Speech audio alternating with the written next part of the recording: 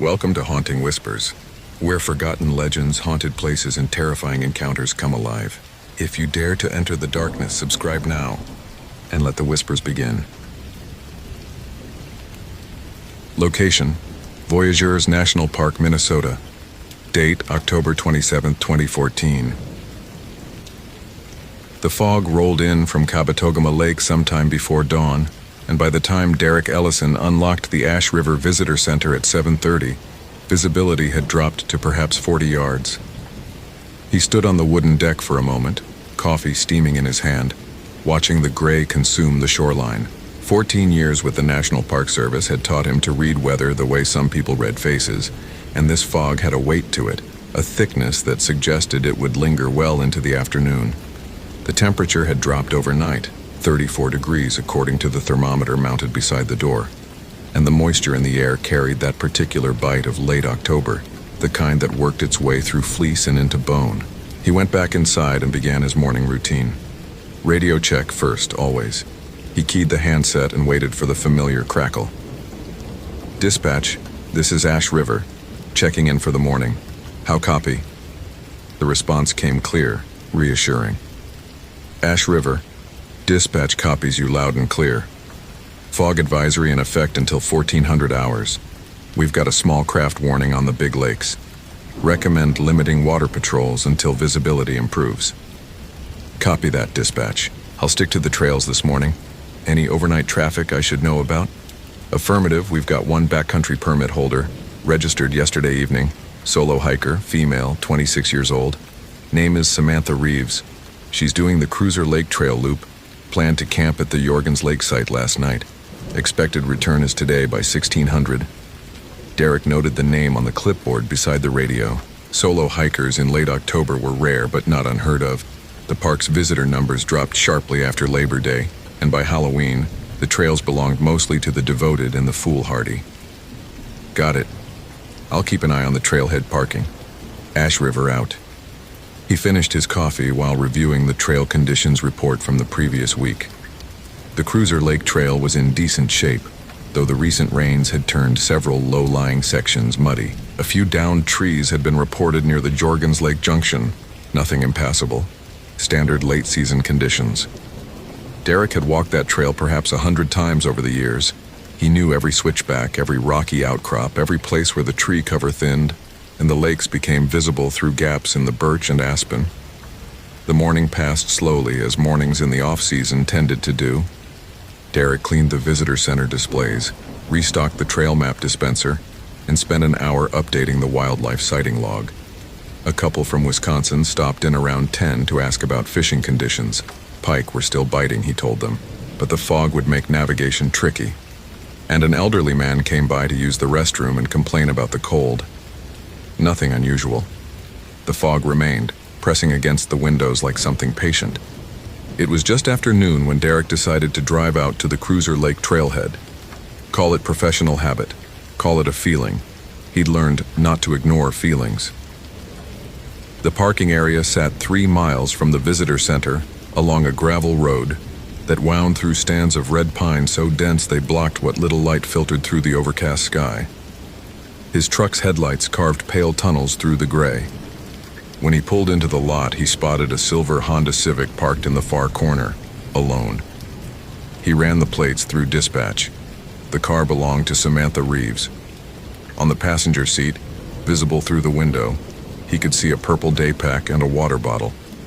A handwritten note sat on the dashboard: hiking cruiser loop, back by 4 p.m. Beside it, a granola bar wrapper and a paperback novel with a cracked spine, something with a mountain on the cover. Derek checked his watch, 12:17. She had plenty of time. He stood beside her car for a moment, listening. The forest was quiet in that particular way fog creates, all the usual sounds muffled and distant. Somewhere far off, a raven called once, twice, then fell silent. The trees dripped moisture from their bare branches. He could smell the wet earth, the decomposing leaves, the faint mineral tang of the nearby lake. He keyed his radio. Dispatch, Ash River. I'm at the Cruiser Lake trailhead. Permit holder's vehicle is present, no sign of distress. I'm going to hike in a mile or two just to check conditions. Copy? Copy, Ash River. Be advised, fog is not expected to lift until after 1400. Watch your footing out there. Will do. Ash River out.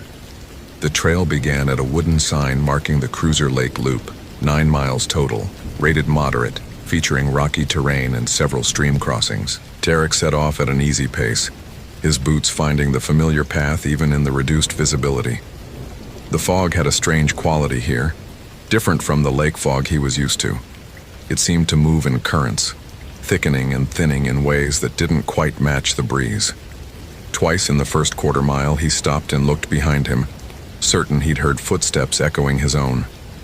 Both times, nothing. Only the dripping trees and the gray. Samantha Reeves had been hiking for 3 hours when she first noticed the lights. She'd left camp at Jorgens Lake just after 9, later than planned. The cold had made packing up slow, her fingers clumsy with the tent stakes, and the fog had surprised her. It wasn't in the forecast. But she'd hiked in worse conditions and the trail was well marked, and she had her compass and her map and the GPS on her phone. She was fine. She kept telling herself she was fine. The lights appeared first as a flicker at the edge of her vision, somewhere off to the left of the trail. Yellowish, warm, like firelight seen through a window.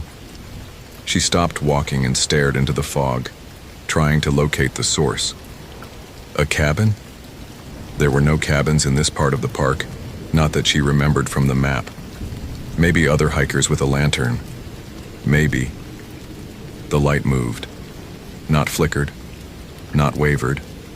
Moved. Drifted deeper into the trees, perhaps 30 yards from the trail, then stopped. Waited. Samantha stood frozen for a long moment. Her breath came out in small white clouds. The fog pressed close around her, and the silence was absolute. No birds, no wind, no sound at all except her own heartbeat loud in her ears.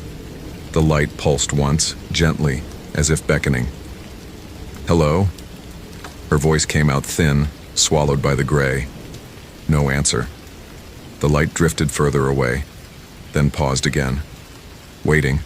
Something about it felt wrong in a way she couldn't articulate. The color wasn't quite right. Too yellow, too steady, too much like a thing pretending to be firelight rather than the real thing. Samantha took a step backward, toward the trail she'd been following. Then another step. The light didn't move. She turned and walked quickly, not quite running, putting distance between herself and that unnatural glow. 10 minutes later, she allowed herself to stop and catch her breath. The trail curved ahead through a stand of birch trees, their white bark luminous even in the fog. She checked her phone. No signal, but the GPS showed her position correctly. 2 more miles to the trailhead. She was fine. The light had been nothing. Her imagination, or some kind of phosphorescence, or a reflection off the fog. She was fine. That was when she heard her mother's voice. Samantha? Honey, where are you? She went completely still. Her mother lived in San Diego. Her mother was not in the woods of northern Minnesota. And yet the voice came again, closer now from somewhere behind her on the trail. Samantha, I've been looking everywhere. Come here, sweetheart. The voice was perfect. Every intonation, every familiar cadence, the way her mother always stretched out the first syllable of her name. Samantha. Exactly right. Exactly. Impossibly right. Samantha began to run. Derek found the first marker at mile 2, a small cairn of stones, perhaps a foot high, stacked with unnatural precision beside the trail. He'd walked this route dozens of times and had never seen it before. The stones were arranged in a spiral pattern, each one slightly smaller than the last, and at the top sat something that made Derek stop and stare. A human finger bone. Old, weathered, yellowed with age. He did not touch it. He photographed it with his phone. No signal out here, but the camera still worked, and marked the GPS coordinates. Then he continued walking, faster now. The unease that had been building all morning finally given form. The fog had grown thicker. Visibility was down to 20 yards, maybe less. The trees seemed closer together than he remembered. their trunks forming walls that channeled him forward along the trail. Derek realized with a start that he couldn't hear anything. Not the drip of moisture, not the call of birds, not even the sound of his own breathing. The silence was complete, oppressive, wrong. He keyed his radio. "Dispatch, Ash River. I found something unusual on the Cruiser Lake Trail. Some kind of marker. Possible human remains, requesting static. Not the normal static of a weak signal, but a wall of white noise that seemed to have a pattern to it, a rhythm almost like breathing." Derek adjusted the frequency, tried again. The static resolved briefly into what might have been words, or might have been the forest itself, speaking in a language older than English, older than the Ojibwe who had walked these shores for centuries. Then, silence. Dead air. Nothing. Derek stood in the fog with a radio that no longer worked and a growing certainty that something in these woods knew he was here. Something old, something patient, something that had been waiting. The old stories came back to him then.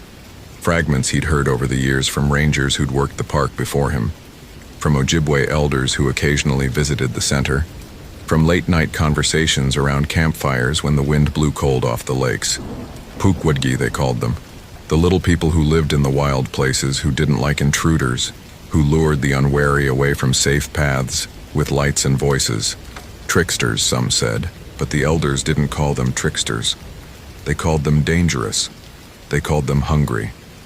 A light appeared ahead on the trail, yellow, warm, waiting. Samantha had stopped running when her lungs gave out. She bent over, hands on knees, gasping in the frigid air. The fog was everywhere now, so thick she could barely see her own feet. Her mother's voice had stopped, but she could still feel something behind her, something following at a distance that never changed no matter how fast she moved. She tried to orient herself. The trail should be, but there was no trail, only trees. Trees in every direction, identical, endless, forming a maze with no exit. Her phone showed her position as a blinking dot in the middle of green wilderness, the trail a thin line perhaps 100 yards to her left, but when she walked left, the trees only grew thicker. When she walked right, the same. The forest had closed around her like a fist. "Okay," she whispered to herself. "Okay, you're not lost, you can't be lost. Just stay calm. Stay." The sound came from directly behind her. Not a voice this time. Something worse. The sound of small feet on wet leaves. Many feet. Moving fast. Samantha turned. For one frozen instant she saw them. Shapes in the fog, gray and small, perhaps 3 feet tall, with faces that were almost human and eyes that were nothing like human at all. They didn't blink. They smiled, and their smiles had too many teeth. Then the fog swallowed them and she was alone again and the silence returned. But not for long. Never for long. Derek followed the light because there was nothing else to do. The trail behind him had vanished. He'd turned to retrace his steps and found only unmarked forest, trees he didn't recognize, terrain that sloped in directions his memory insisted were wrong. The light ahead was his only reference point, his only landmark in the featureless gray. He knew, on some level, that following it was exactly what they wanted. The stories were specific about this. They lure you off the path. They lead you in circles. They wear you down until you can't fight anymore. But the alternative was standing still and letting the fog consume him, and Derek was not the kind of man who could simply stand still. He walked for what felt like hours. The temperature dropped steadily. His breath came out in thick plumes now, and ice crystals formed on the edges of his beard. The light ahead stayed constant, always 30 yards away, always just beyond reach. Sometimes it split into 2 lights, then 3, then merged again. Sometimes it dimmed almost to nothing before flaring bright. It was playing with him. It knew he was following, and it was playing. At some point, he found Samantha's pack. It lay in the middle of a clearing he didn't remember the trail having, its contents scattered across the frozen ground. A water bottle, empty. A map, torn into precise strips. A small journal with handwritten entries. The last one reading simply, "The lights, the lights, the lights." And blood. Not much, but enough. A smear across the purple fabric, a spatter on the leaves nearby. Fresh. Derek crouched beside the pack and made himself breathe. In through the nose, out through the mouth. His training kicked in, the cold professional part of his mind that knew how to handle emergencies. He photographed everything. He marked his GPS position, though he knew it wouldn't match reality anymore. He looked for tracks and found dozens. Human footprints circling the clearing in frantic patterns, and among them smaller prints. Prints that weren't quite right. Too small for adults, too large for children, with too many toes. A sound behind him. He spun. Samantha Reeves stood at the edge of the clearing. She was pale, her lips blue with cold, her eyes wide and fixed on something behind Derek. She opened her mouth to speak. "Don't," she whispered. "Don't turn around. Don't look at them. Don't..." Her voice cut off. Derek watched as her expression changed from fear to something else. Blank, empty, a light going out behind her eyes. She smiled. The smile was wrong. Too wide, too many teeth. "Derek," she said, in a voice that wasn't quite hers. "I've been looking everywhere. Come here, sweetheart." He ran. He ran through the fog and the trees and the impossible geometry of a forest that had become a trap, and behind him came the sound of laughter. Small laughter. Many voices. The laughter of things that had been waiting for a very long time and had finally gotten what they wanted. The light appeared in front of him, and this time he didn't follow it. He turned left, then right, then left again, running without direction, without hope. The cold burned in his lungs. The fog pressed close. And then, impossibly, he saw the trail. The real trail. Marked with orange blazes on the trees, worn smooth by 1,000 boots. He stumbled onto it and kept running, not daring to look back, not daring to stop until he burst out of the tree line and into the parking lot where his truck sat waiting, and Samantha's silver Civic still held its patient vigil. He drove. He didn't call dispatch until he was 3 miles away, and when they answered, his voice was steady even though his hands shook too badly to grip the wheel. "Dispatch, Ash River. I need SAR at the Cruiser Lake trailhead. Missing hiker. Possible remains. He stopped. Swallowed. "I need backup. Now." They never found Samantha Reeves. Search and rescue teams combed the Cruiser Lake Trail for 4 days, using dogs and thermal drones and every tool available to modern wilderness recovery. They found her pack where Derek had left it. They found her footprints, which circled the same half-mile of forest hundreds of times before ending abruptly at a cliff face that shouldn't have existed on any map. They found the cairn of stones, though the finger bone was gone. The official report listed her as missing, presumed deceased, circumstances unknown. Derek signed it because he had to. Because the truth about the lights, the voices, the small shapes in the fog, the thing that had worn Samantha's face and spoken with his mother's voice, the truth was not something that belonged in an official report. He requested a transfer 2 weeks later. Desert assignment, somewhere with no trees, no fog, no ancient things hiding in the shadows of the wild. The request was denied. Budget cuts. He returned to Ash River the following spring. Sometimes on nights when the fog rolls in off Kabetogama Lake, Derek sees lights in the distance, yellow, warm, waiting. He doesn't follow them. He locks the door of the visitor center and turns up the radio until the static drowns out the sound of small feet on the deck outside. The fog is patient. It can wait. It remembers.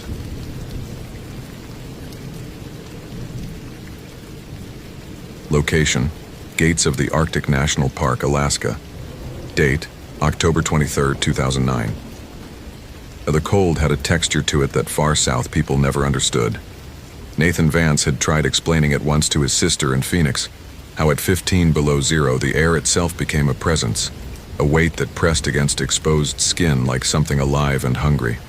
She'd laughed and said cold was cold. 6 years in Gates of the Arctic had taught Nathan otherwise. Cold was not cold. Cold was a spectrum, and at certain points on that spectrum it stopped being a temperature and started being a predator. He stood outside the Bettles Ranger Station at 6:45 in the morning, watching his breath crystallize and fall. The sky was still dark. It would stay dark until nearly 11, and even then, daylight meant only a few hours of gray twilight before the blackness returned. The stars above were impossibly bright, undimmed by any light pollution for hundreds of miles in every direction. To the north, a faint green shimmer played along the horizon. Aurora season. The lights had been active for the past week, painting the sky in ribbons of green and purple that tourists paid thousands of dollars to witness. Nathan barely noticed them anymore. Beauty became mundane when you lived inside it. He checked his watch, then checked the thermometer mounted on the station wall. -12 Celsius, warmer than yesterday. A heat wave, relatively speaking. He allowed himself a grim smile and went back inside to finish preparing the gear. Allison Chen was already there, laying out equipment on the central table with the methodical precision that made her invaluable on search and rescue operations. Satellite phone, charged. GPS units, 3 of them, because redundancy kept people alive. Emergency bivouac supplies. First aid kit, the comprehensive one rated for trauma and hypothermia both. MREs, water purification tablets, signal flares. The pile grew as Nathan watched, each item placed in exactly the position it would occupy in their packs. "Tyler's 5 minutes out," she said without looking up. "Chopper's fueled and ready. Pilot says weather window looks good until at least 1400, maybe longer if the front stalls." "And our missing persons?" Allison paused. Her hand stilled over the GPS units. Brandon Ellis and Chloe Whitmore, both 28. Experienced backcountry hikers. They've done Denali, the Chilkoot Trail, half a dozen expeditions in the Brooks Range. They filed a flight plan with the Fairbanks office 6 days ago. Bush Pilot dropped them at Anaktivuk Pass on the 17th for a 5-day traverse to the Alatna River drainage. They were supposed to radio for pickup on the 21st. She finally looked up and Nathan saw something in her expression he rarely saw from Allison. Unease. They never called. Pilot flew the route twice. No sign, no signal, nothing. Nathan absorbed this. Experienced hikers didn't simply vanish. Not both of them. Not in conditions that had been relatively stable all week. Theories? Bear encounter. River crossing gone wrong.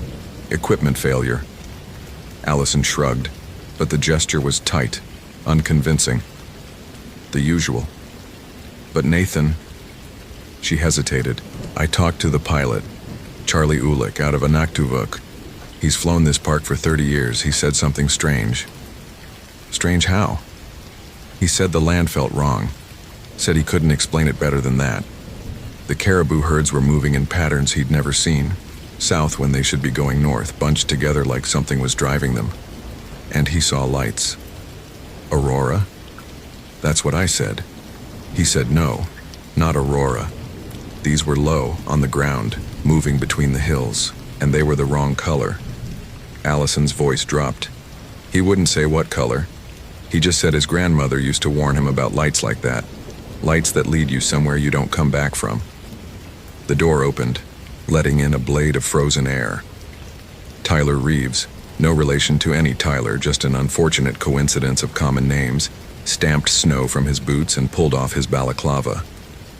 At 24, he was the youngest member of the Gates of the Arctic SAR team, but what he lacked in years he made up for in an almost preternatural sense of direction.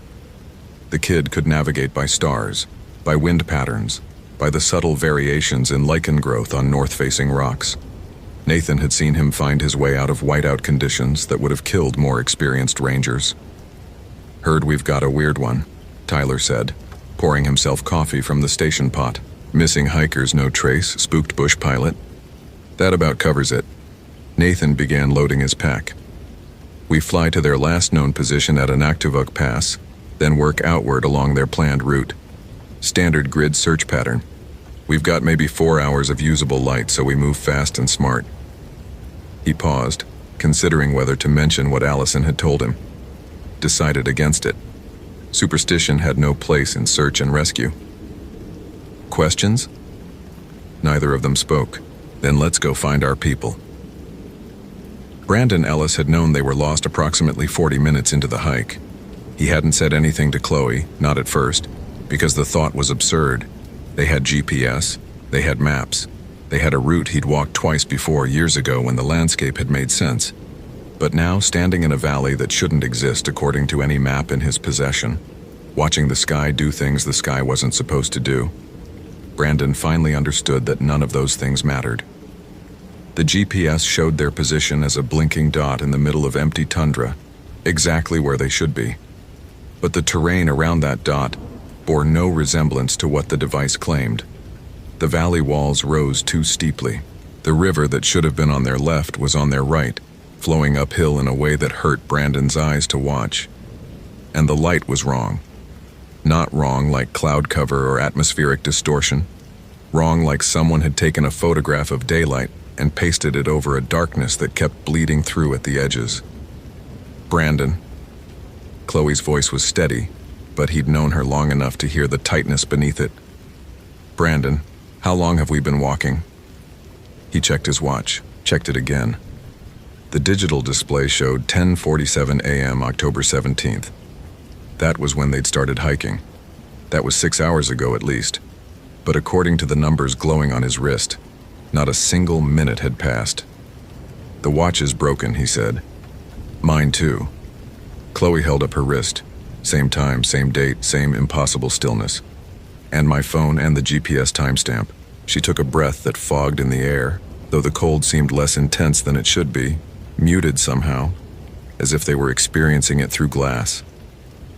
Brandon, I don't think we're lost. I think we're somewhere else. That was when they saw the caribou. It stood on a ridge perhaps 200 yards away, silhouetted against the strange gray sky. A bull, massive, its antlers spreading like bare winter branches. Brandon had seen hundreds of caribou in his years hiking Alaska. He knew their behavior, their posture, the way they watched humans with wary curiosity before moving on.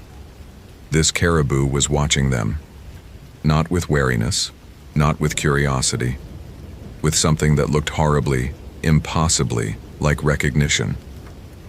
Don't look at it, Chloe whispered. Her hand found Brandon's arm, her grip painfully tight. Brandon, don't look at its face. He looked. He couldn't help it. The caribou's face was wrong, blurred somehow like a photograph taken in motion, features smearing into each other in ways that made his stomach lurch. And where its eyes should have been, there was only darkness. Not empty sockets. Darkness that moved, that watched, that knew. The caribou turned and walked away, disappearing over the ridge. But it didn't walk like a caribou. It walked like something that had learned to walk by watching caribou and hadn't quite gotten the movements right. Brandon and Chloe ran. They ran through the valley that shouldn't exist under the sky that wasn't a sky, while their watches stayed frozen at 10:47 a.m. and the cold pressed against them like hands trying to hold them in place. Behind them, always behind them, never visible but always present, something followed. Something patient, something that had all the time in the world, because in this place, time had stopped meaning anything at all. The helicopter set down in a flat area near Anaktuvuk Pass at 9:30. Nathan was first out, scanning the terrain while the rotor wash whipped snow into stinging clouds around him. The landscape was familiar. He'd run searches in this area before, but something about it felt off this morning. The proportions seemed wrong somehow. Distances compressed and expanded in ways that didn't match his mental map of the region. He chalked it up to the strange light of Arctic autumn and focused on the task. Tyler and Allison joined him, and together they established a base marker and oriented themselves to the planned search grid. The missing hikers had intended to follow a drainage northeast toward the Alatna River, a route that wound through several valleys before descending into the river's floodplain. Standard wilderness traverse, nothing technically difficult. The kind of trip experienced hikers did without incident all the time. First sweep, standard pattern, Nathan said into the radio, testing communication with the chopper pilot who would remain on standby. We follow the drainage, Check the obvious trouble spots. River crossings, steep scree fields, anywhere they might have come to grief. Stay within visual range of each other. Radio check every 15 minutes. He looked at his team. And stay alert. This one feels off. Allison nodded. Tyler's expression was unreadable, but his hand drifted to the signal flare in his vest pocket. A nervous habit Nathan had noticed before, on searches that turned strange. They moved out. The first hour passed without incident. The terrain matched their maps. The GPS readings were accurate. Nathan began to relax, allowing himself to hope this would be a simple case. Hikers holed up somewhere with a broken radio, waiting for rescue, embarrassed but alive. It happened more often than the public realized. Most search and rescue operations ended with handshakes and lessons learned, not body bags. Then Tyler stopped walking. Nathan. The young ranger's voice was strange, flat, emptied of its usual energy. Nathan, look at the sky. Nathan looked up. The sky was wrong. Not cloudy, not clear. Wrong. The gray had a texture to it, a granularity, like static on an old television set. And through that static, something moved. Shapes that might have been birds or might have been something else entirely, circling in patterns that hurt to follow. The hell is that? Allison whispered. Before Nathan could respond, his radio crackled. Not static. A voice. A human voice, faint and distant, speaking words he almost understood. Help us, please, we don't know how long. Can anyone hear? The caribou aren't caribou there. Please, someone. The voice cut off.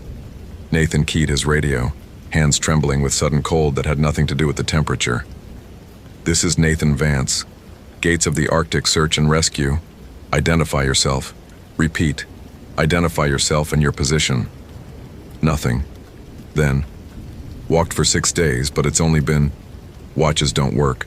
Something's watching from the hills. Brandon? Chloe? Is this Brandon Ellis or Chloe Whitmore? Nathan was shouting now, the protocol forgotten. Give me your position, we're here to help. The voice that responded was clearer this time. Clearer and horribly familiar, because it was his own voice, speaking from the radio in his hand. Don't come looking. Nathan, don't come looking. They're already here. The radio died. Not to static, to silence. Absolute, complete. The silence of a void.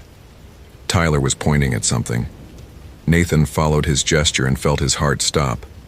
2 figures stood on a ridge 300 yards distant, a man and a woman, their clothing the bright colors of backcountry hiking gear. They weren't moving. They were simply standing there, facing the search team, perfectly still. That's them, Allison breathed. That has to be them. Nathan raised his binoculars. The magnification brought the figures into sharp focus, and what he saw made him lower the glasses with hands he could no longer keep steady. Their faces were blurred, smeared, like photographs left in the rain, features dissolving into each other, eyes that weren't eyes staring with a darkness that moved and watched and knew. And they were smiling. Both of them. Smiling with mouths that had too many teeth, that stretched too wide, that opened onto a blackness deeper than the Arctic night. The figures began walking toward them. Not like humans walk. Like something that had learned walking from a great distance, mimicking the motion without understanding its purpose. Run, Nathan said. They ran. Back toward the helicopter, toward the pilot waiting with rotors ready, toward a world that still made sense. The sky above them churned with impossible shapes. The ground beneath them seemed to shift, distances stretching and compressing, valleys appearing where none had been before. Tyler fell once, twice, scrambling up each time with wild eyes that reflected a terror beyond words. Allison's breath came in ragged gasps that crystallized and fell like tears of ice. Nathan didn't look back. He didn't dare. But he heard them behind him, footsteps that weren't quite right, voices calling his name in tones that weren't quite human, the sound of something ancient and patient finally closing the distance it had waited so long to cross. The helicopter appeared ahead, blades already spinning. The pilot's face through the glass was pale with a fear that told Nathan he'd seen the things pursuing them. They threw themselves inside, and the chopper lurched upward, banking hard, climbing toward a sky that still churned with static and shadows. Below them, two figures stood in the snow. A man and a woman in colorful hiking gear. They weren't looking up at the helicopter. They were looking directly at Nathan. Through the metal, through the glass, through everything between them and him, and they were still smiling. They found Brandon Ellis and Chloe Whitmore 2 days later, 3 miles from Anaktivuk Pass, sitting calmly beside a small fire as if waiting for a bus. They were unharmed, no frostbite, no dehydration, no signs of exposure despite 6 days in Arctic wilderness without shelter. Their watches showed 10:47 a.m. October 17th. Their phones showed the same. Their GPS units had stopped recording 5 minutes after they'd begun their hike. When Nathan asked them what happened, they looked at each other with expressions he couldn't read. "We walked for a while," Brandon said. His voice was flat, emptied of something essential. "We got turned around, but it was only a couple hours. The time just went somewhere else." 6 days, Nathan said carefully. "You've been missing for 6 days." Chloe smiled. The smile was wrong. It stretched too wide, showed too many teeth, and behind her eyes something dark moved that hadn't been there before. "Has it been that long?" she asked. "It felt like no time at all." The official report listed the incident as disorientation due to equipment failure and adverse conditions. Brandon Ellis and Chloe Whitmore were evacuated to Fairbanks, examined by doctors who found nothing physically wrong with them, and released. They returned to their lives in Seattle. According to follow-up records, they remain in good health. Nathan never spoke to them again. He didn't want to. There was something in their eyes during that final conversation, something that watched from behind their faces like a passenger in a vehicle it was still learning to drive. He requested a transfer 6 months later. Arizona, desert country, open skies where nothing could hide, where the land was honest about its dangers, where time moved forward the way time was supposed to move. The request was approved. But sometimes late at night, Nathan still dreams of the Brooks Range. He dreams of a valley that doesn't exist, under a sky made of static, where two figures wait with blurred faces and two wide smiles. They call his name in a voice that sounds like his own, and they tell him not to worry. They have all the time in the world. They have all the time that ever was, or will be, or might have been, and they're very, very patient.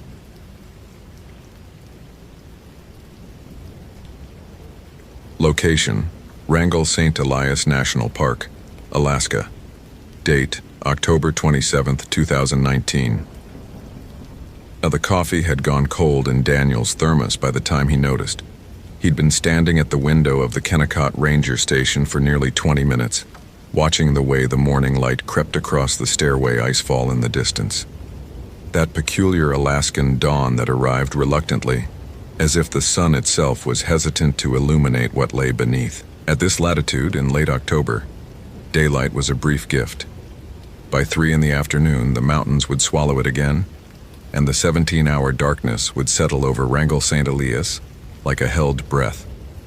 He poured the cold coffee into the sink and started a fresh pot. The station's propane heater clicked and hummed, fighting against the 31 degrees outside. Daniel checked the weather radio out of habit. Overcast skies, temperatures dropping throughout the day, snow expected by evening. Nothing unusual for this time of year. The park was emptying. Most of the summer staff had transferred out weeks ago. The few remaining rangers were scattered across 13 million acres, skeleton crews maintaining stations that would close entirely by mid-November.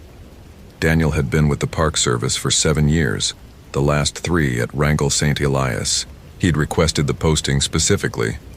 Other rangers wanted Yellowstone, Yosemite, parks with visitors and amenities and cell phone signals. Daniel wanted silence. He wanted mountains that had never been named, glaciers that moved with geological patience, valleys where the only footprints were his own. He'd found all of that here. He'd also found something else, something harder to name. The awareness that in a park larger than Switzerland, a man could disappear completely, could walk into the backcountry and simply cease to exist, leaving nothing behind but an abandoned vehicle and unanswered questions. He'd processed 3 such cases in his time here. Standard missing persons, hikers who overestimated their abilities, underestimated the terrain. The wilderness took what it wanted and the paperwork followed. The radio crackled at 0700 sharp, the morning check-in with dispatch in Copper Center. Kennecott Station, this is dispatch. Radio check, over. Daniel keyed the mic. Dispatch, Kennecott Station. I read you 5 by 5. All quiet here. Over. Copy that, Kennecott. Be advised, we've got a vehicle at the end of McCarthy Road registered to a Samantha Vance, 28, out of Anchorage. Checked in for a backcountry permit 3 days ago, solo hike to the Bonanza Mine area. Was due back yesterday. No contact. Over. Daniel set down his coffee. Solo hiker. 3 days overdue. October conditions. Copy, dispatch. I'll head to the trailhead, see if I can locate her vehicle and assess. Over. Affirmative. Check in at 1100. Dispatch out. He gathered his pack with the efficiency of long practice. First aid kit, emergency blanket, flares, GPS unit, satellite phone for areas where radio signals couldn't reach, extra batteries, protein bars, water purification tablets. He checked his flashlight twice, a habit he'd developed after his first Alaskan winter, when darkness came so early and completely that even a brief equipment failure could mean death. His boots were already by the door, broken in and waterproofed. He pulled on his NPS jacket, the green wool blend that still smelled faintly of wood smoke from last week's cabin inspection. Outside, the cold hit like a physical presence. Daniel paused to take in the view he never tired of. The abandoned copper mill buildings of Kennecott, red against the white of the Kennecott Glacier, the peaks of the Wrangell Mountains rising beyond like teeth. The air smelled of ice and something else, that particular mineral scent of glacial dust, rock ground fine as flour over millennia. Ravens circled overhead, black shapes against the gray sky, their calls echoing off the mountainsides. This was what he loved about Alaska, the scale of it, the way it reduced human concerns to insignificance. He took the service road toward McCarthy, driving slowly. The road was rough in places where recent frost heaves had cracked the surface. Patches of ice glinted in the weak sunlight. On either side, the forest pressed close, black spruce and alder, their branches heavy with the first dusting of snow that had fallen overnight. Through gaps in the trees, he caught glimpses of the river, its gray-green water already sluggish with the cold, ice forming along the banks in delicate fractal patterns. It took 40 minutes to reach the trailhead where Samantha Vance had parked. Her vehicle was exactly where dispatch had described, a silver Subaru Outback with Anchorage plates, pulled to the side of the gravel lot. Daniel parked beside it and stepped out into the silence. And it was silent. That was the first thing he noticed, the absolute absence of sound. No birds, no wind in the branches, no distant rush of water, just the tick of his cooling engine, and beneath that, nothing. He'd experienced quiet in Wrangell St. Elias before, but this was different. This was silence with weight to it, silence that seemed to be waiting. He approached the Subaru and cupped his hands against the driver's window. The interior was neat. A water bottle in the cup holder, a paperback book on the passenger seat, something about mountain photography, and a handwritten note on the dashboard. Back by Thursday evening, dinner at the Potato? S. Thursday was 2 days ago. Daniel photographed the vehicle and its contents with his phone, then walked to the trailhead sign. The registration box showed Samantha's permit, solo hiker, moderate experience, planned route to Bonanza Mine and back via the Jumbo Creek Trail. A 2-day trip at most for someone competent. She'd marked her expected return as October 24th, 3 days overdue. He keyed his radio. Dispatch, this is Kennecott Station. I'm at the trailhead. Vehicle confirmed. No sign of the subject. I'm going to hike in, see if I can locate her on the trail. Over. Static answered. Then, faintly, Copy. Kennecott. Advise caution. Weather. The signal broke apart into white noise. Daniel waited, tried again. More static. He checked the frequency.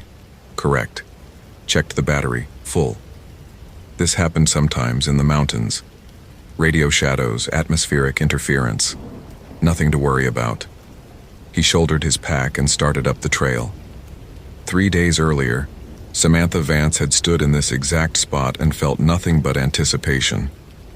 The morning had been clear, the kind of crystalline October day that made her grateful she'd moved to Alaska. She was a photographer, landscapes mostly, with a growing specialty in glacial formations, and Wrangell St. Elias had been on her list for years. The Bonanza mine, the abandoned copper workings above the glacier, would give her the shots she needed for the gallery showing in February. She'd done her research, checked the weather, filed her permit, told her roommate exactly where she'd be and when she'd return. Everything by the book. The trail was well marked for the first 2 miles, switchbacking up through the spruce forest toward the alpine zone. Samantha moved at a steady pace, stopping occasionally to photograph the way the light fell through the branches, the patterns of frost on fallen logs. She was comfortable here. She'd hiked alone dozens of times, in Denali, in the Chugach, along the Chilkoot Trail. The wilderness didn't frighten her. It felt, if anything, like coming home. By midday, she'd reached the old mining structures, their wooden frames weathered silver gray against the rocky slopes. She spent 2 hours photographing them, moving around to catch different angles as the sun tracked across the sky. The wind picked up as clouds moved in from the west, and she decided to make camp early, setting up her tent in a sheltered spot below the main mill building. That night, she heard the river. It was strange because she hadn't remembered any river nearby. The map showed Jumbo Creek a half-mile to the north, but this sounded closer, a steady rush of water just beyond the tree line. She unzipped her tent and looked out into the darkness. Nothing visible. The sound continued, rhythmic and almost hypnotic, like something calling her to come and see. She zipped the tent closed and told herself it was just the wind. Daniel had been hiking for an hour when he found the first sign of trouble. The trail forked near the creek crossing, one path continuing toward the mine, the other branching northwest into unmarked backcountry. On a low-hanging spruce branch beside the northwest fork, he found a strip of orange fabric, the same color as the rain shell Samantha had listed on her permit. She'd gone off trail. He stood at the fork, considering. The responsible thing to do was mark the location, return to the station, report his findings, and wait for search and rescue to mobilize. That was protocol. But the weather was changing. He could smell the snow coming, feel the pressure dropping, and once the storm hit, any tracks or signs would be buried. He took the northwest fork. The trail, such as it was, vanished within a quarter mile. Daniel navigated by terrain, following the path of least resistance through the dense undergrowth. The forest here was different. Older, the spruce trees taller and more twisted, their branches interlocking overhead to block what little daylight remained. Moss hung from the limbs in thick curtains, gray-green and wet with condensation. The ground was soft, spongy with centuries of decomposition. And still, that silence, that waiting, watchful silence. He found her camera at the base of an enormous spruce, resting upright against the trunk as if carefully placed. The lens cap was on. The camera was undamaged. Daniel picked it up and scrolled through the images, the mine buildings, the glacier, close-ups of frost patterns, all the shots you'd expect from a landscape photographer on assignment. The last image was different. It was blurred, clearly taken in motion, but he could make out trees and, in the center of the frame, something that might have been a figure. Something standing where nothing should be standing. He checked the timestamp. October 25th, 4:47 p.m., 2 days ago, just before sunset. "Hello?" Daniel called out, his voice strange and flat in the dead air. "Samantha Vance? Park Service. If you can hear me, call out." Nothing answered. But somewhere to the north, far to the north, impossibly far given how sound should carry in this terrain. He heard something that might have been a voice. A woman's voice calling a name he couldn't quite make out. He started walking toward it. Samantha had woken on that second morning to find footprints around her tent. Not bear prints, not wolf prints. Human footprints, bare and narrow, circling her campsite in a pattern that made no logical sense. They came from the direction of the creek she couldn't see, and they returned the same way. She counted them. The same pair of feet had walked around her tent exactly 17 times during the night. She packed up quickly, abandoning her planned photography schedule. The smart thing to do was return to the trailhead, report the incident, try again another time. She'd done enough solo hiking to know when something was wrong, and something was very wrong. But the trail wasn't where she'd left it. She had marked her route carefully, tying orange ribbons to branches at regular intervals. Those ribbons were gone. Not untied, gone, as if they'd never existed. And the terrain itself seemed changed. The rocky outcropping she'd used as a landmark was now 30 degrees off from where it should be. Or she was 30 degrees off from where she should be, or both. Her GPS unit showed her position accurately. She knew exactly where she was. She simply couldn't reconcile that knowledge with what she was seeing. That was when she heard the voice. Samantha. Clear as if spoken from beside her. A woman's voice, warm and familiar, calling her name. She spun, camera raised like a weapon. No one there, just the trees, the rocks, the silence. Samantha, come find me, I'm by the water. She knew that voice. She knew it in her bones, in the deepest part of her memory. It was her mother's voice, her mother who had been dead for 3 years, who had drowned in a boating accident in Prince William Sound, whose body had never been recovered. Samantha ran. Daniel found her tent at 1400 hours, partially collapsed against a stand of Devil's Club, the fabric torn in long parallel lines. Inside, her sleeping bag was shredded, her supplies scattered. Her hiking boots sat neatly beside the tent flap, perfectly paired, perfectly empty. No blood, no signs of animal predation, just destruction and absence. He tried his radio again. Dispatch, this is Kennecott Station, over. Static hissed back at him, and beneath the static something else, a rhythm that almost sounded like breathing. He switched frequencies, tried the emergency channel. The same static, the same breathing. The satellite phone was in his pack. He pulled it out, powered it on, waited for it to acquire signal. The screen flickered, showed one bar, then none, then a GPS position that placed him somewhere in the middle of the Bering Sea. That wasn't possible. The unit was new, maintained, tested monthly. Daniel looked up from the phone and realized the light had changed. It was darker now, much darker than it should be at 2 in the afternoon, even with the cloud cover. The shadows between the trees had deepened into something absolute, something that seemed to pulse at the edges of his vision. Samantha? He called again, his voice cracking slightly. Samantha Vance, can you hear me? From deep in the forest, impossibly deep, a voice answered. Daniel. His name, in a voice he knew. In the voice of his brother Michael, who had died in Kandahar in 2007, who had been 23 years old and afraid, and so far from home when the IED detonated. Daniel, I'm lost, help me, I'm so cold. Daniel didn't move, couldn't move. His heart was pounding so hard he could feel it in his teeth, in his fingertips, in the base of his skull. That was Michael's voice. That was exactly Michael's voice, the specific way he pronounced Daniel's name with the emphasis on the second syllable, the particular texture of his vowels that marked him as a kid from Fairbanks. But Michael was dead. Michael had been dead for 12 years. Daniel, please. It's so dark here, I can't find my way back.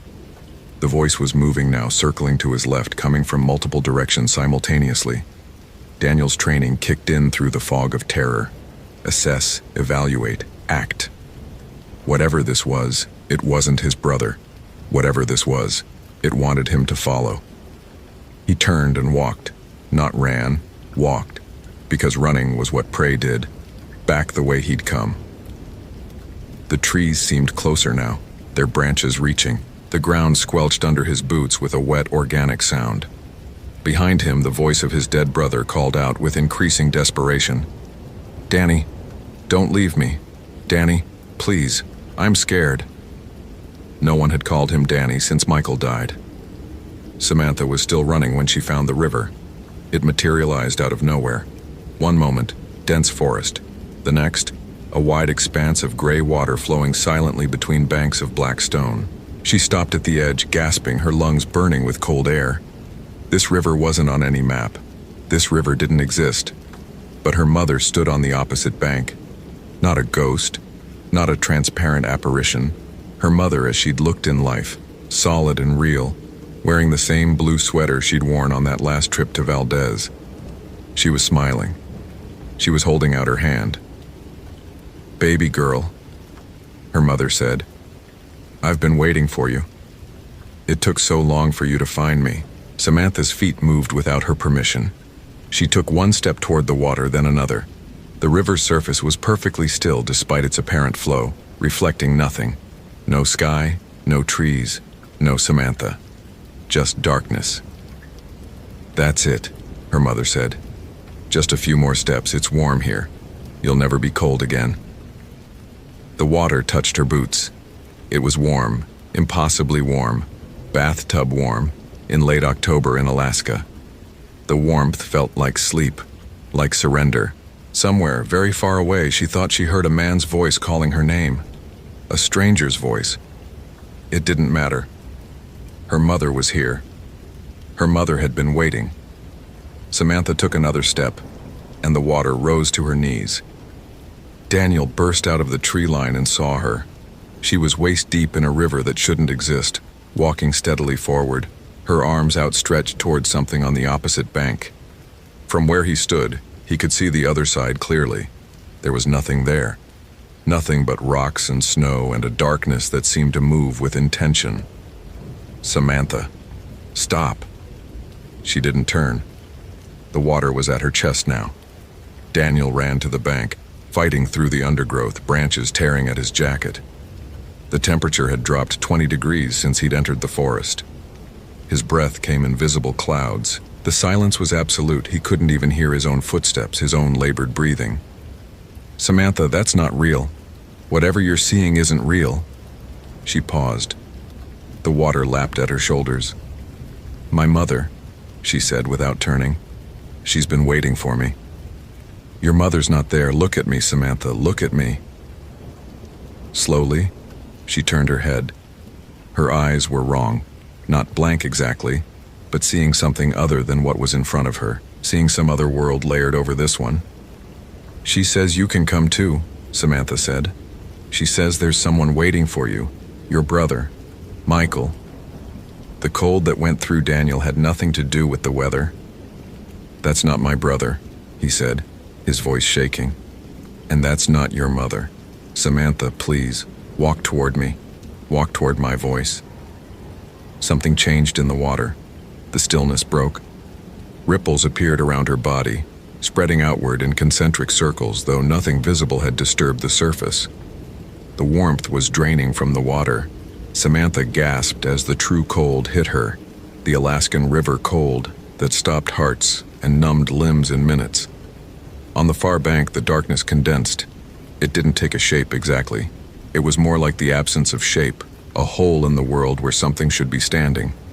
But Daniel could feel it looking at him. He could feel its patience, its ancient, inhuman hunger.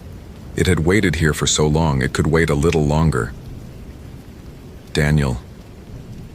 Michael's voice came from everywhere now, from the trees and the water, and the inside of Daniel's own skull. "I forgive you. I forgive you for living when I died. Just come into the water. Just come home." Samantha was shaking violently, hypothermia setting in. But she wasn't moving forward anymore. She wasn't moving at all. "Don't listen to it," Daniel said. He was at the water's edge now, reaching out his hand. "It only knows the voices. It doesn't know the people. It can't know the people." "She smells like her perfume," Samantha whispered. "Gardenias." She always wore gardenias. It doesn't know what gardenias mean. It doesn't know Sunday mornings or birthday cards or inside jokes. It knows the shape of love, but not the substance. Samantha, take my hand. The darkness on the far bank pulsed. The voice of Daniel's brother shifted, became something else, not a voice at all, but a sound like ice cracking, like something enormous moving beneath deep water. The temperature dropped again. Frost formed on Daniel's eyelashes. Samantha took his hand. He pulled. She resisted for a moment, still staring at the far bank, still seeing something that called to the deepest part of her grief. And then she let go. She let herself be pulled backward, stumbling, falling against him as they both collapsed on the frozen rocks. The river vanished. One moment it was there, wide and gray and terrible. The next, there was only a shallow creek, barely 6 inches deep, flowing over ordinary stones. The opposite bank was just a rocky slope leading up into the trees. Nothing stood there. Nothing had ever stood there. But as Daniel helped Samantha to her feet, as he wrapped his emergency blanket around her shaking body and began the long walk back to the trailhead, he heard it one more time. "I'll remember you." Michael's voice, perfect and patient and old beyond measure. "I'll be here whenever you're ready. I'll be here." Samantha Vance was airlifted to Anchorage that evening with moderate hypothermia and exposure. Her official statement described becoming disoriented in the backcountry and falling into a creek. She was released after 2 days. She never returned to Alaska. Daniel's report listed the incident as subject located after becoming lost off trail. He did not mention the voices. He did not mention the river that appeared and vanished.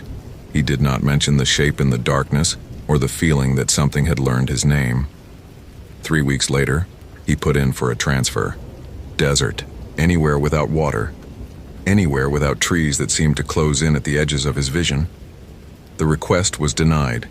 Budget constraints, staffing shortages, the usual bureaucratic indifference. He returned to Kennecott Station on December 1st. The mountains were buried in snow. The darkness lasted 20 hours a day, and every night when the wind came down from the glaciers, he could swear he heard something moving in the forest, something patient, something that knew the shape of his grief and was learning slowly to wear it. Sometimes, just before sleep took him, he heard Michael's voice. "I'm waiting, Danny. I'll always be waiting." Daniel kept his flashlight on all night. He checked the batteries 3 times before bed. He told himself it was just the wind, but the wind didn't know his brother's voice. The wind didn't know about Kandahar. The wind didn't call him by the name only Michael had ever used. In the morning, he made his coffee, checked the radio, filed his reports. He did his job. He didn't go near the northwest fork of the Bonanza Trail. He didn't talk about what he'd seen. But at night, in the long Alaskan dark, he listened. And somewhere out there in the vast and patient wilderness, something listened back.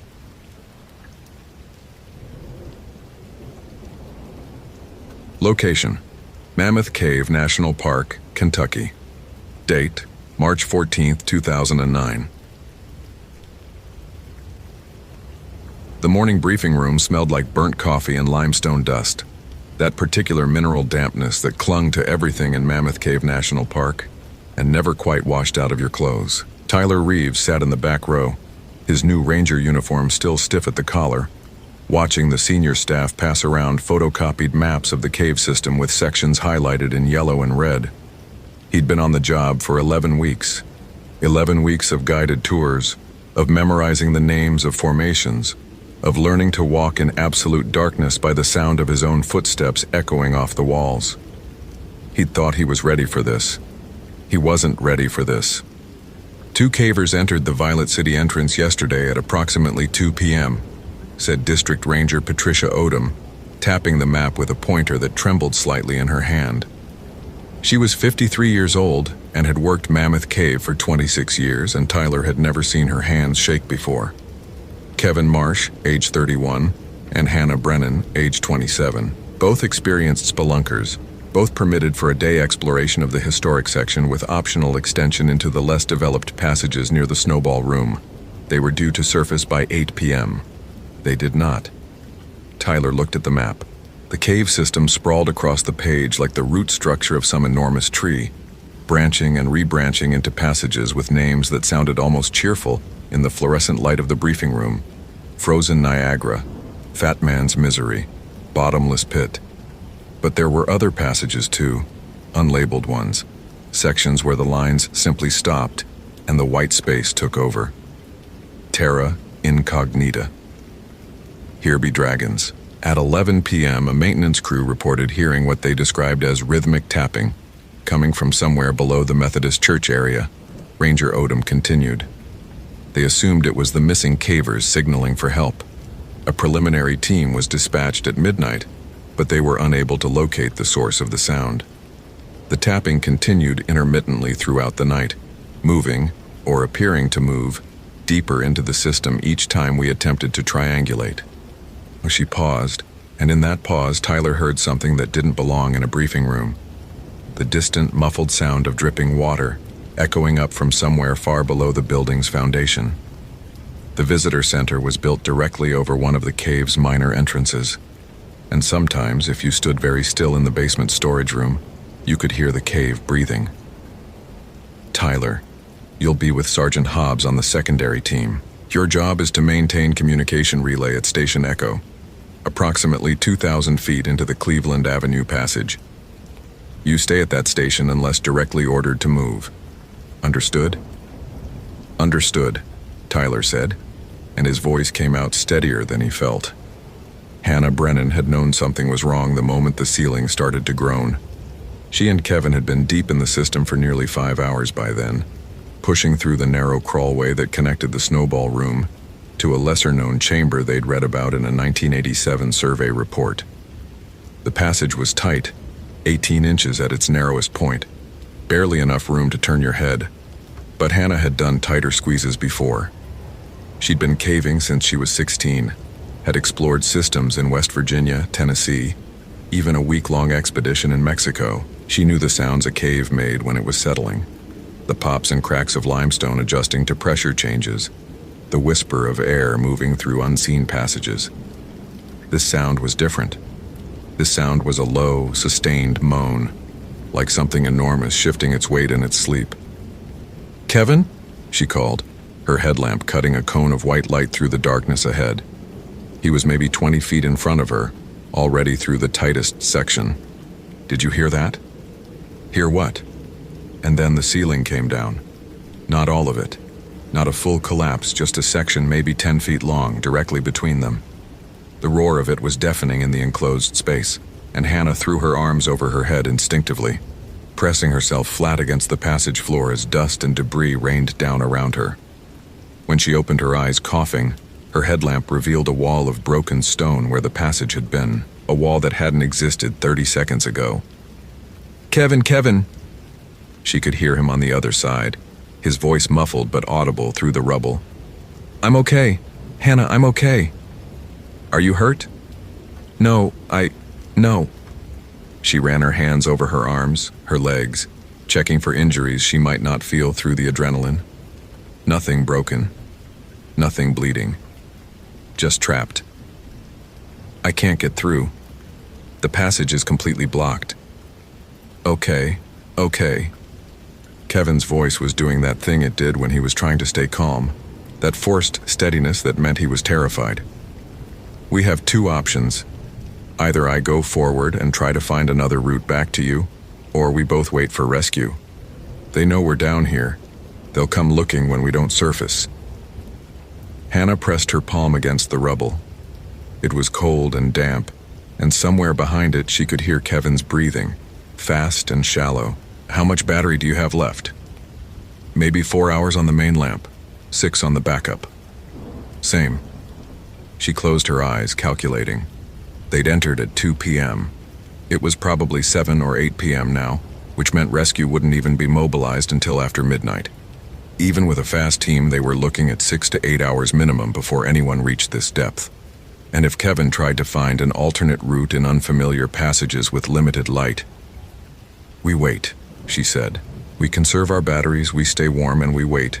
They'll find us. Okay. A pause.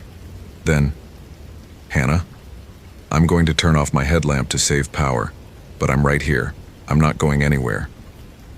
I know. She reached out and touched the rubble again, pressing her palm flat against the stone. I know you're there. Kevin's light clicked off, and on the other side of the collapse, the darkness became absolute. That's when Hannah heard the tapping. Tyler had never experienced darkness like this. He'd been in dark places before. His grandfather's root cellar in rural Tennessee, a power outage that lasted 3 days after an ice storm, the back of a movie theater before the previews started. But none of that was real darkness. Real darkness was what waited at Station Echo, 2,000 feet into Cleveland Avenue, where the passage narrowed to a corridor barely wide enough for 2 men to walk abreast, and the ceiling pressed down like a hand trying to crush you. He'd turned off his headlamp to conserve battery while he waited, and the darkness that rushed in to fill the space was so complete, so physical, that he could feel it pressing against his open eyes. There was no difference between having them open or closed. No reference points, no shapes, no shadows. Just nothing absolute and eternal, and the sound of his own breathing echoing off the walls. Station Echo to base. Radio check. His voice was too loud in the silence, and he winced at the way it bounced off the limestone, fragmenting into a dozen smaller echoes that faded into the depths. The radio crackled. Base copies, Echo. Sergeant Hobbs and primary team are approaching the snowball room. Estimated contact with subjects in approximately 90 minutes. Hold your position. Copy that. Holding position. He clipped the radio back to his belt and sat in the darkness, listening. Somewhere ahead, deeper in the cave, farther down the passage, he could hear water dripping slow and steady, a rhythm almost like a heartbeat. And beneath that, something else. A sound so faint he might have imagined it. A distant tap, tap, tap that could have been anything. Rock settling, water drops hitting a resonant surface, the natural percussion of a living cave system. Or knocking, like knuckles on stone, like someone, something, trying to get his attention. Tyler switched on his headlamp, and the light that flooded the passage felt like a violation. Too bright, too harsh. The walls around him glistened with moisture, and the shadows that his lamp cast seemed to move when he wasn't looking directly at them. He checked his watch. 11 more minutes until the next scheduled radio check. The tapping came again, louder now, more insistent. 3 quick knocks, a pause, 3 more. It was coming from somewhere to his left, from a side passage he hadn't noticed before, a crack in the limestone wall, maybe 2 feet wide, slanting downward into blackness. "Hello?" he called, and immediately felt foolish. The sound team was ahead, not behind, not in some random fissure. But the tapping continued, steady and rhythmic, and despite everything he'd been told in training about staying at his post, Tyler found himself moving toward the crack, drawn by a curiosity that felt less like his own thought and more like something being suggested to him from outside. The crack opened into a crawlway. The crawlway descended, and the tapping grew louder. Hannah had been counting the taps for what felt like hours. 3, 3, 3. Pause. 3, 3, 3. Pause. Over and over, coming from somewhere below her, somewhere deeper in the cave system than she'd ever intended to go. At first, she'd thought it was Kevin, trying to signal her through the rubble. But when she'd called his name, he'd answered immediately, his voice groggy with exhaustion. "Yeah? What's wrong? Do you hear that, the tapping?" A long pause. Then, "I don't hear anything, Hannah. Are you okay?" She wasn't okay. She hadn't been okay since the collapse, and the sound was making it worse. That constant rhythmic knocking that seemed to be getting closer with every passing hour. She'd read somewhere that caves could produce strange acoustics, that sounds could travel for miles through the right passages, bouncing and echoing until they seemed to come from everywhere at once. That's all it was. Some natural phenomenon, some quirk of geology, nothing more. But the sound had a pattern. 3, 3, 3. like someone signaling, like someone calling. She checked her watch. 2 a.m. Her headlamp battery was at 40%, and the cold had crept into her bones so deeply that she couldn't feel her fingers anymore. She'd put on every layer she had, tucked herself into the emergency bivouac sack from her pack, but the chill of the stone beneath her was relentless, patient, drawing the warmth out of her body 1 degree at a time. "Kevin?" she called. "Kevin, are you still there?" No answer. "Kevin!" The tapping stopped, and in the silence that followed, Hannah heard something else. Footsteps. Slow, deliberate footsteps, echoing from somewhere ahead of her, from the passage that led deeper into the cave. Not from Kevin's direction. From the opposite direction. From the darkness beyond. She fumbled for her headlamp switch, and the light that erupted from it revealed the passage stretching out before her, empty and endless, the walls slick with moisture and carved with formations that looked almost like faces in the harsh white glare. Nothing there. No one there. But the footsteps continued, growing closer, and now she could hear something else beneath them. A faint, high-pitched wheezing, like air being forced through broken bellows, like lungs that hadn't worked properly in a very long time. "Who's there?" Her voice cracked on the second word. "Kevin? Is that you?" The footsteps stopped. The wheezing stopped. And from the darkness, just beyond the reach of her headlamp, came 3 slow, deliberate knocks. Tyler found the helmet at the bottom of the crawlway. It was old. Ancient, really. A leather and canvas miner's helmet with a carbide lamp fixture on the front. The kind that hadn't been used in commercial operations for 50 years or more. The leather was cracked and stiff with age, and when Tyler picked it up, something rattled inside it, dry and hollow, like stones in a gourd. He turned it over, and a cascade of small objects fell into his palm. Teeth. Human teeth, yellowed with age, with roots still attached. He dropped the helmet like it was on fire. Station Echo to base, come in base. His voice was shaking now and he didn't care. "I've found something in a side passage approximately 50 meters from Station Echo, requesting guidance." Static. Then faintly a voice that wasn't the dispatcher, wasn't anyone he recognized. "Down here. We're all down here." The transmission cut off. Tyler stared at the radio in his hand, at the helmet lying on the cave floor, at the passage stretching out before him into darkness. And he heard the tapping again. Close now, so close, just around the bend in the crawlway, just beyond the reach of his headlamp. 333, pause, 333, he ran. He didn't remember the ascent, just the blind, animal panic of it, scrambling up the crawlway on hands and knees, his headlamp swinging wildly, casting shadows that seemed to chase him, to grab at him, to pull him back down. Behind him, the tapping grew faster, more insistent. 333 becoming a continuous rattle like bones shaking in a box. And he could hear footsteps now, dozens of them, the sound of many feet moving in unison through passages that shouldn't exist. He burst out of the fissure and collapsed onto the floor of Cleveland Avenue, gasping, his radio still clutched in his white-knuckled hand. The tapping had stopped. The footsteps had stopped. But when he shone his headlamp back at the crack in the wall, he saw something that made his bladder loosen in his uniform pants. The crack was gone. Solid limestone, unbroken, as if the passage had never existed at all. "Base to Station Echo. Tyler, do you copy? Report your status." He keyed the mic with trembling fingers. "I copy, base. I'm at my station. Everything is..." He stopped. What could he possibly say? "Everything is fine." "Copy that. Primary team has reached the collapse site. 1 subject located. Kevin Marsh, responsive but disoriented. 2nd subject still unaccounted for." Tyler closed his eyes. In the darkness behind his eyelids, he could still see the teeth, could still hear the voice on the radio, that wet whisper from somewhere far below. "We're all down here." "What about the 2nd subject?" he asked. "Hannah Brennan?" A long pause. Then, "Passage beyond the collapse appears to have extended.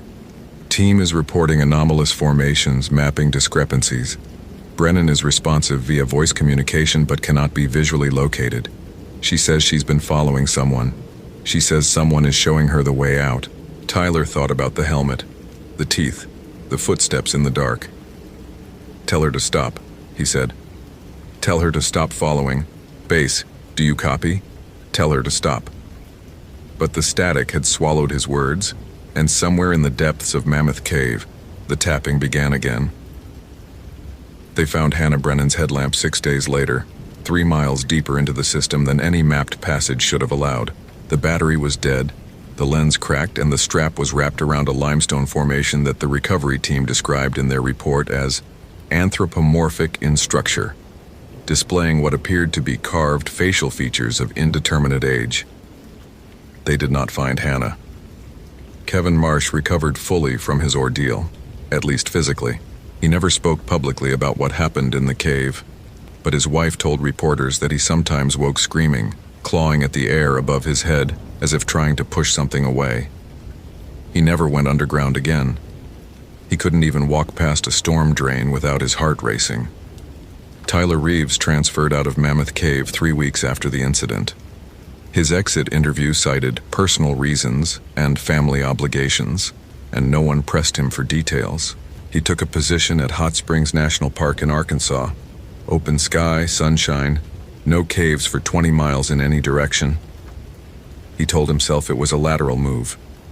He told himself it had nothing to do with what he'd heard in that impossible passage, what he'd seen when he closed his eyes at night. The helmet was never recovered. Neither were the teeth. The crack in the wall of Cleveland Avenue remained solid stone, and every geological survey confirmed that no passage had ever existed in that location. But sometimes, in the deepest sections of the cave system, tour guides report hearing strange sounds echoing up from the darkness below. A rhythmic tapping, like someone knocking on stone, always in groups of 3. The official explanation is water drops hitting resonant surfaces. The old-timers who've worked the cave for decades have a different name for it. They call them the Tommy Knockers. The spirits of miners who died in the dark, who never found their way out, who knock on the walls to warn the living, or to call them down. The stories say that if you hear the knocking and follow it, you'll never surface again. You'll join them in the places below the places, in passages that exist only when the lights go out. Hannah Brennan heard the knocking. Hannah Brennan followed. And somewhere in the endless dark beneath Kentucky, in caverns that no map has ever charted, the Tommy Knockers are still tapping, still waiting, still hungry for company.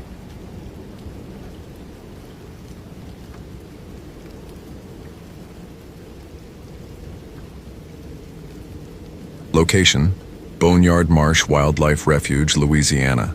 Date: September 28, 2016. The heat was a living thing in Boneyard Marsh, pressing against Marcus Reeves's skin like wet fabric, filling his lungs with air so thick it felt like breathing through a sponge. He wiped the sweat from his forehead for the 3rd time in 5 minutes and checked the fuel gauge on the airboat. 3/4 full. Enough to get them deep into the refuge and back, assuming nothing went wrong. Nothing ever went wrong the way you expected in the bayou. The refuge headquarters sat on the only solid ground for miles, a concrete block building with a dock extending into the brown water of Catfish Channel. Marcus had worked out of this station for 11 years, longer than anyone else on the current roster. He knew Boneyard Marsh the way a man knows his own house. Every twist of the waterways, every cypress stand, every patch of quicksand masquerading as solid ground. He knew where the gators nested in spring, where the wild boar rooted in fall, where the water moccasins coiled in the summer shade. He knew the sounds, the chorus of frogs at dusk, the splash of nutria, the prehistoric grunt of bull gators calling for mates. He also knew the stories. Every Cajun kid grew up hearing them. "Team's ready," called Denise from the dock. She was already loading the medical kit into the second airboat, her movements efficient despite the heat. Denise Thibodeau had been the refuge's emergency medic for 6 years, a former Army combat medic who'd done 2 tours in Afghanistan before coming home to Louisiana. Nothing rattled her. Marcus had seen her set a compound fracture while armadillos fought 3 feet away, calm as Sunday morning. The rest of the team assembled on the dock. Ray Fontenot, their tracker, a wiry 62-year-old who'd grown up in these swamps and knew them better than the maps did.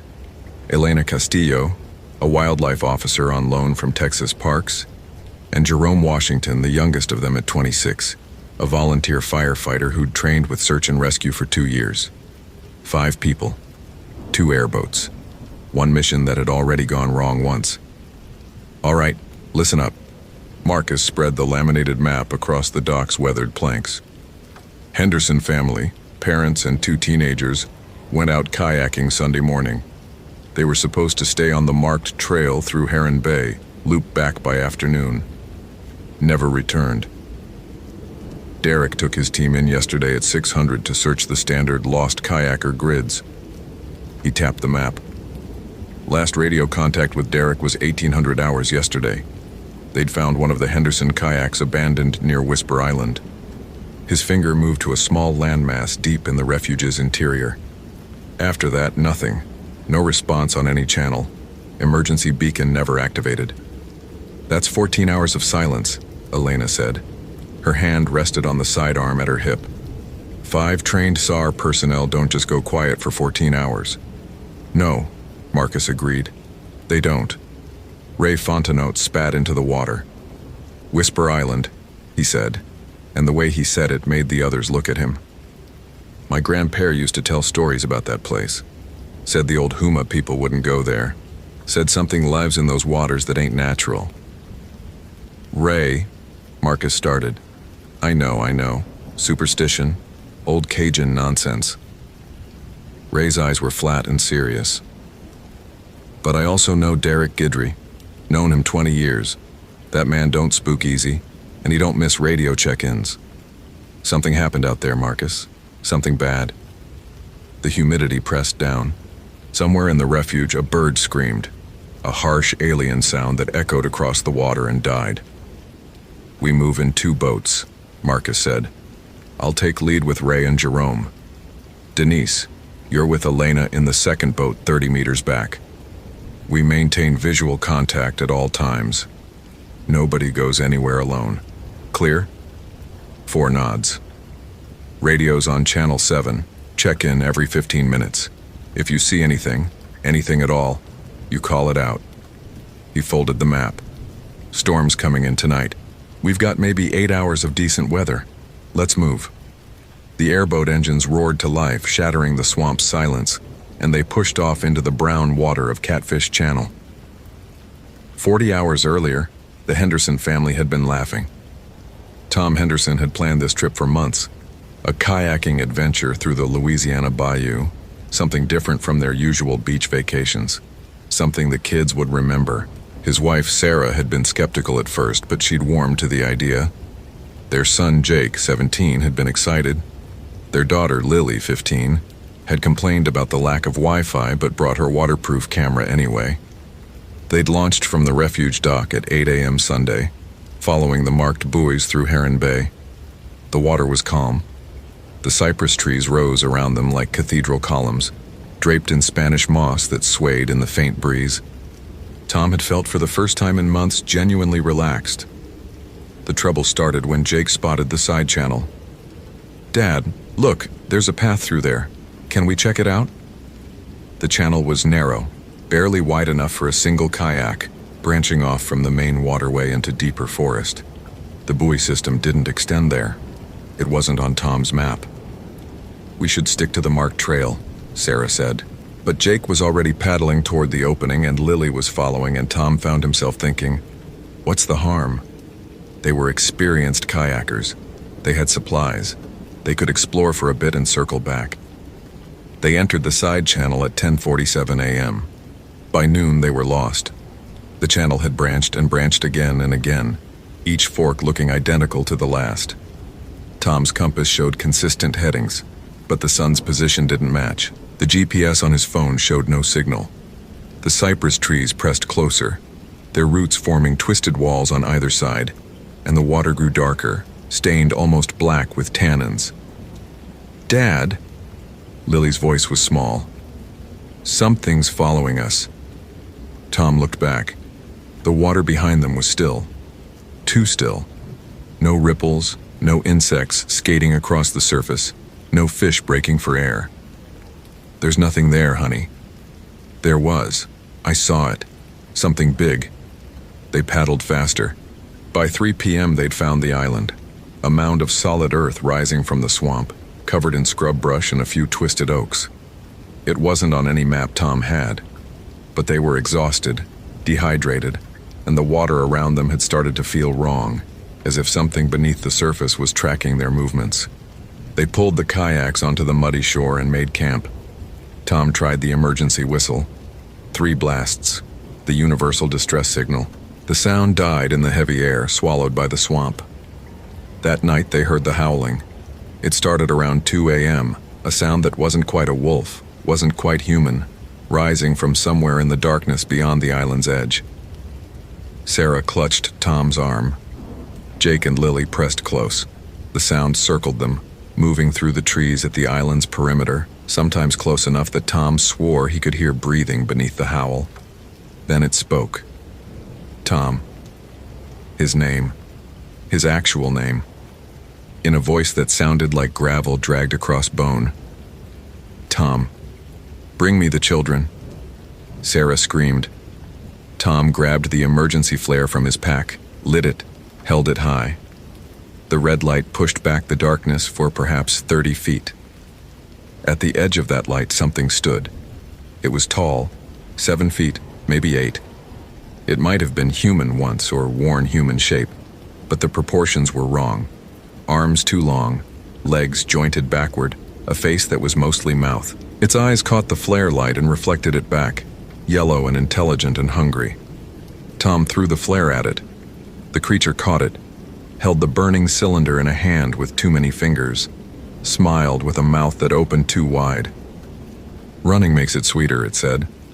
And then it was gone, moving into the darkness faster than anything that size should move. The Hendersons ran.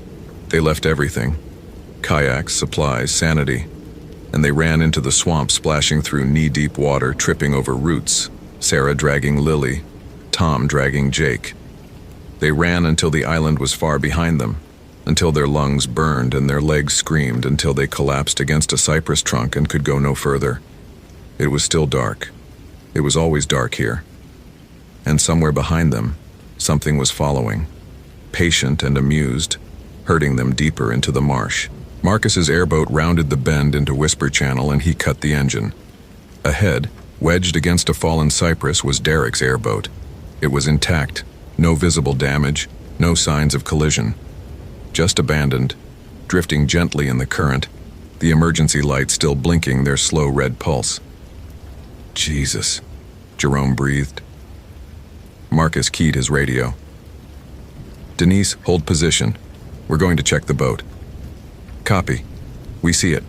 Marcus, the supplies are still there." She was right. As they drifted closer, Marcus could see the cases of water, the first aid kit, the rescue equipment, all untouched. Derek's team had 5 people. They hadn't taken anything. "Ray, what do you see?" The old tracker was leaning over the side of their boat, studying the water, the vegetation, the patterns only he could read. "Mud's disturbed on that bank," he said, pointing. "Multiple sets of boots going into the water, not coming out. Could have swam to the island. Could have." Ray's voice said he didn't believe it. "Could have also been dragged." Marcus climbed onto Derek's airboat. The deck was slick with morning dew, but beneath that, something else. A dark stain on the aluminum, dried and cracked in the heat. He crouched, touched it, lifted his fingers to the light. Blood. A lot of blood. "Found something," Jerome called. He was at the boat's control console, holding up a handheld radio. The casing was cracked, the antenna snapped off, but the power light was still on, blinking weakly. Marcus took it, turned up the volume. Static hissed from the speaker, and beneath the static, something else. A voice, repeating. "Don't come. It knows you're... Don't..." Derek's voice. Faint, distorted, but unmistakably Derek. "Derek!" Marcus shouted into the radio. "Derek, this is Marcus. What's your position? Over." The static swelled. The voice changed. "Marcus, Not Derek now. Something else wearing Derek's vocal cords, speaking with Derek's mouth. Come find me, brother, I've been waiting. The temperature dropped. In the Louisiana swamp in late September, the temperature dropped 20 degrees in an instant, and Marcus's breath came out in a visible cloud. Come into the water, Marcus, it's so warm here. You'll never be alone again. He threw the radio into the swamp. It sank without a ripple. Back to the boats, he said. Now.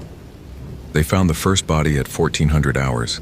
Elena spotted it, a shape caught in the roots of a cypress, pale against the dark water. Jerome pulled alongside, and Marcus reached down to turn it over. It was Pete Arsenault, one of Derek's team. His face was frozen in an expression of absolute terror, mouth open in a scream that would never end. But that wasn't the worst part. The worst part was the wounds. His chest had been opened, not slashed, opened. The rib cage spread wide like someone had needed to see what was inside. But there was no blood in the water, no blood anywhere, as if something had drained him completely before discarding the shell. Denise checked for vitals anyway. Professional habit.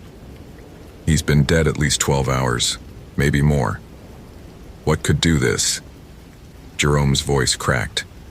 What animal? No animal, Ray said. He'd gone pale beneath his tan, his weathered face suddenly old. I told you about Whisper Island. My grandpère, Ray. Marcus gripped the old man's shoulder. Stay with me. What did your grandfather say? Larugaroo. The word came out like a prayer, like a curse. The wolf man. It lives in the dark places, the places between.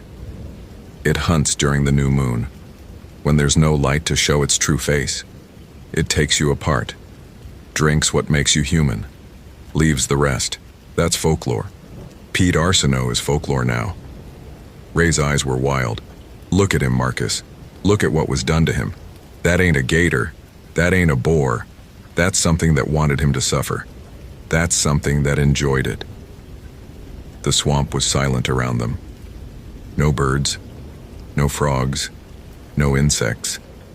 Just the five of them, floating in the shadow of the cypress, with a mutilated corpse and the growing certainty that they were not alone. Marcus's radio crackled. Marcus, Derek's voice again, or what used Derek's voice. You found Pete. Good. He screamed for hours. Will you scream too? I hope so. I like it when they scream. Where are you? Marcus shouted into the radio. Where's the rest of the team? Laughter, low and wet and wrong. Close, so close. Can you feel me watching, Marcus? I've been watching since you entered the marsh. I know your team. Denise, who lost her brother in Kandahar. Ray, who drinks to forget his wife. Jerome, who's afraid of the dark, still after all these years. Elena, who left Texas because of what her father did to her. The voice knew them, knew things it couldn't know. And you, Marcus. You who stayed when your mother was dying. You who chose the swamp over her hospital bed. She called for you at the end, did you know that? She called and you never came. Marcus's hand was shaking. The radio felt like ice in his grip. Tonight is the new moon, the voice said. Tonight there is no light. Tonight we hunt. The transmission ended. For a long moment no one spoke. The heat pressed down, but Marcus couldn't stop shivering. We need to get out, Elena said. Now, forget the Hendersons, forget Derek's team.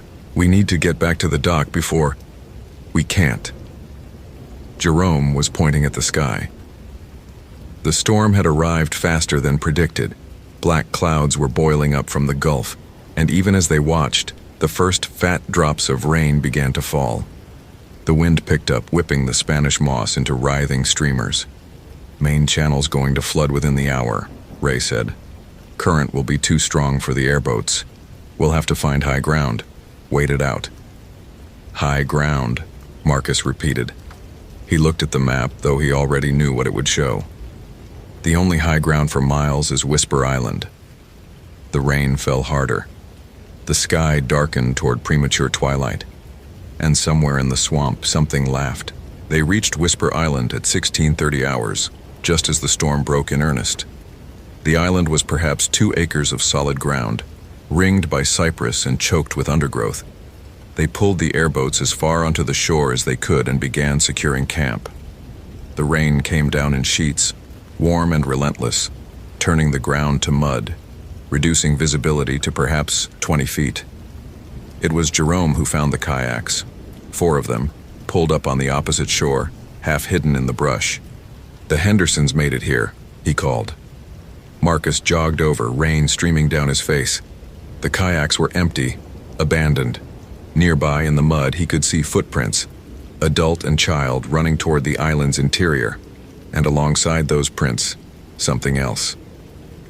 The tracks were humanoid but wrong.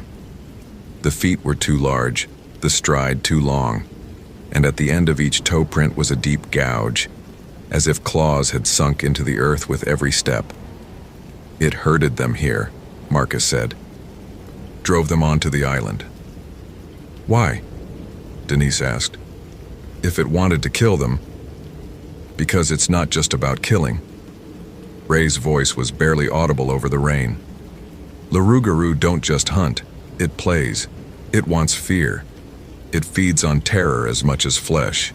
It brings them here to its place where it knows every shadow, and then it takes its time." The wind screamed through the trees. The rain intensified, and from somewhere deep in the island's interior, a girl screamed. "Lily Henderson," Marcus drew his sidearm. "Jerome, Elena with me. Denise, Ray, stay with the boats. Anyone approaches who isn't us, you get on the water and you don't look back." "Marcus, that's an order." He plunged into the undergrowth, Jerome and Elena close behind. The rain was a wall now, the darkness nearly complete. Marcus's flashlight cut a feeble path through the storm, illuminating twisted branches and hanging moss and glimpses of movement that vanished when he turned toward them. The girl screamed again, closer. They burst into a clearing and stopped.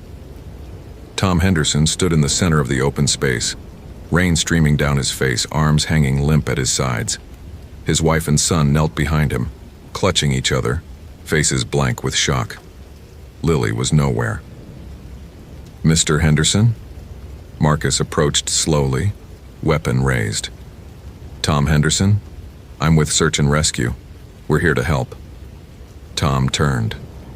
His eyes were wrong, too wide, too dark, the pupils blown out to the edges of the iris. "It let us live," he said. His voice was flat, mechanical. "It said to wait for you. It said you would come. Where's your daughter, Tom? Where's Lily?" Tom smiled. It wasn't a human expression. It was something learned, rehearsed, performed by muscles that didn't quite remember how. "She's with it now," he said. "She stopped screaming an hour ago. It said if we waited, if we brought you here, it would let the rest of us go. Tom, it's right behind you." Marcus spun. The thing that had been hiding in the rain stepped forward, and Marcus understood why the Cajun people had feared this creature for 300 years. It stood 8 feet tall, hunched beneath its own impossible weight. Its body was a ruin of human and wolf and something older, something that predated both. Arms that ended in hands with 6 clawed fingers, legs that bent the wrong way at the knee, a face that was mostly mouth, rows of teeth descending into a throat that seemed to go on forever.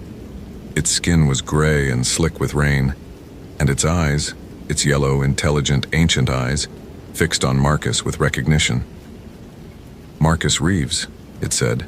Its voice was every voice. Derek's, Pete's, the Hendersons', Marcus's own mother calling him home. "I've been waiting for you. They always send their best last. And you, Marcus, you taste like guilt. My favorite." Elena opened fire. 3 shots, center mass. The creature didn't flinch. It looked down at the holes in its chest, watched them close, and laughed. "Silver," it said. "You would need silver. But you don't believe in monsters, do you? None of you do. That's what makes it so delicious." It moved. Marcus had never seen anything move that fast. One moment it was 10 feet away, the next it was beside Elena, its hand around her throat, lifting her off the ground like a doll. She kicked. gasped, clawed at the grip. "I could drain her right now," the Rougarou said. "I could open her up while you watch, but where's the sport in that?" It tossed Elena aside like garbage. She hit a cypress trunk and didn't get up. "Run," the creature said. "I'll give you until full dark. And then the hunt begins." Jerome was already running. Marcus grabbed Elena, still breathing, thank God, and dragged her toward the clearing's edge. Behind them, the Rougarou began to howl, a sound that split the night and echoed across the flooded swamp. The hunt had begun. They found shelter in the hollow of a massive fallen cypress, the trunk rotted enough to create a cave of sorts. Marcus, Jerome, and Elena, who'd regained consciousness but couldn't walk without support, pressed together in the darkness while the storm raged outside. The Hendersons were gone. They'd scattered when the creature appeared, and in the chaos of the rain, Marcus had lost them. Tom, Sarah, Jake, swallowed by the swamp. Whether they were running or had been taken, he didn't know. "Radio Denise," Jerome whispered. "Tell them to go. Get help." Marcus tried. Static answered. The storm or something else was blocking all signals. "We wait till dawn," Marcus said. "First light, we move for the boats, if they're still there." "And if that thing finds us first?" Marcus didn't answer. He didn't have one. The hours passed in terror. The rain slowed, then stopped. The clouds parted, revealing a sky with no moon, only stars that seemed impossibly distant. In that absolute darkness, they heard the hunt continuing. Screams in the distance. Jake Henderson's voice, then silence. Howling, circling their position, moving closer with each pass. And once, just once, something scraped against the outside of their log, claws dragging across rotted wood, a voice whispering, "I know you're in there, Marcus. I can smell your guilt. Come out and face me. Die like your mother wanted you to live, with courage." Marcus pressed his hand over his mouth to keep from screaming. Dawn came at 0612. The gray light filtered through the cypress canopy like a blessing. Marcus crawled from the log first, sidearm ready, and found nothing. The island was empty. The creature was gone. And on the muddy ground in front of their hiding spot, arranged in a neat row, were 4 objects.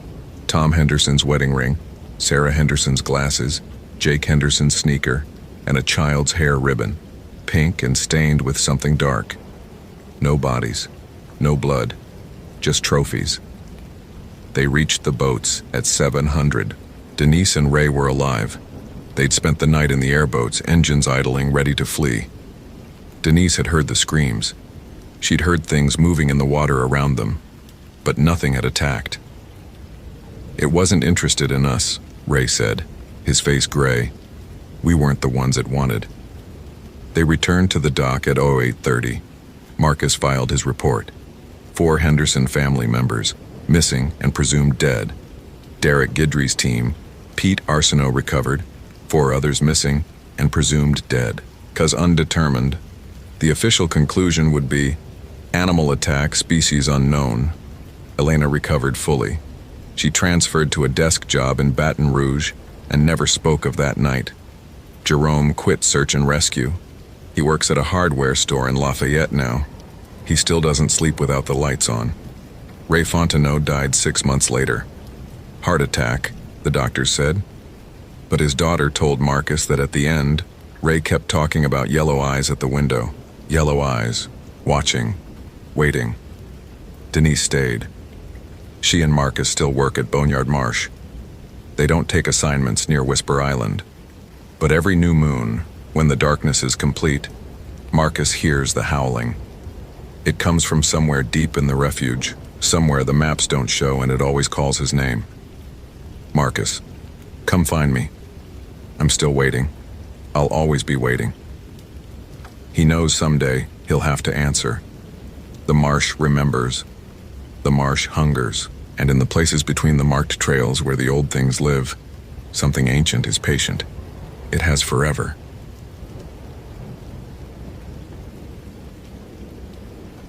Location: Boneyard Marsh Wildlife Refuge, Louisiana. Date: September 28th, 2016. The heat was a living thing in Boneyard Marsh, pressing against Marcus Reeves's skin like wet fabric, filling his lungs with air so thick it felt like breathing through a sponge. He wiped the sweat from his forehead for the third time in 5 minutes and checked the fuel gauge on the airboat. 3/4 full, enough to get them deep into the refuge and back, assuming nothing went wrong. Nothing ever went wrong the way you expected in the bayou. The refuge headquarters sat on the only solid ground for miles, a concrete block building with a dock extending into the brown water of Catfish Channel. Marcus had worked out of this station for 11 years, longer than anyone else on the current roster. He knew Boneyard Marsh the way a man knows his own house. Every twist of the waterways, every cypress stand, every patch of quicksand masquerading as solid ground. He knew where the gators nested in spring, where the wild boar rooted in fall, where the water moccasins coiled in the summer shade. He knew the sounds, the chorus of frogs at dusk, the splash of nutria, the prehistoric grunt of bull gators calling for mates. He also knew the stories. Every Cajun kid grew up hearing them. "Team's ready," called Denise from the dock. She was already loading the medical kit into the second airboat, her movements efficient despite the heat. Denise Thibodeau had been the refuge's emergency medic for 6 years, a former Army combat medic who'd done 2 tours in Afghanistan before coming home to Louisiana. Nothing rattled her. Marcus had seen her set a compound fracture while armadillos fought 3 feet away, calm as Sunday morning. The rest of the team assembled on the dock. Ray Fontenot, their tracker, a wiry 62-year-old who'd grown up in these swamps and knew them better than the maps did. Elena Castillo, a wildlife officer on loan from Texas Parks, and Jerome Washington, the youngest of them at 26, a volunteer firefighter who'd trained with search and rescue for 2 years. 5 people, 2 airboats, 1 mission that had already gone wrong once. "All right, listen up." Marcus spread the laminated map across the dock's weathered planks. Henderson family, parents and 2 teenagers, went out kayaking Sunday morning. They were supposed to stay on the marked trail through Heron Bay, loop back by afternoon. Never returned.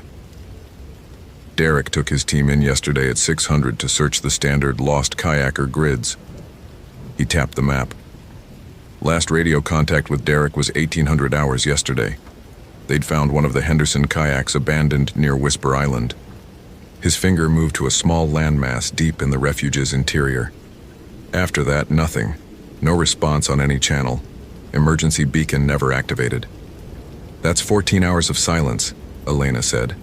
Her hand rested on the sidearm at her hip. 5 trained SAR personnel don't just go quiet for 14 hours. "No," Marcus agreed. "They don't."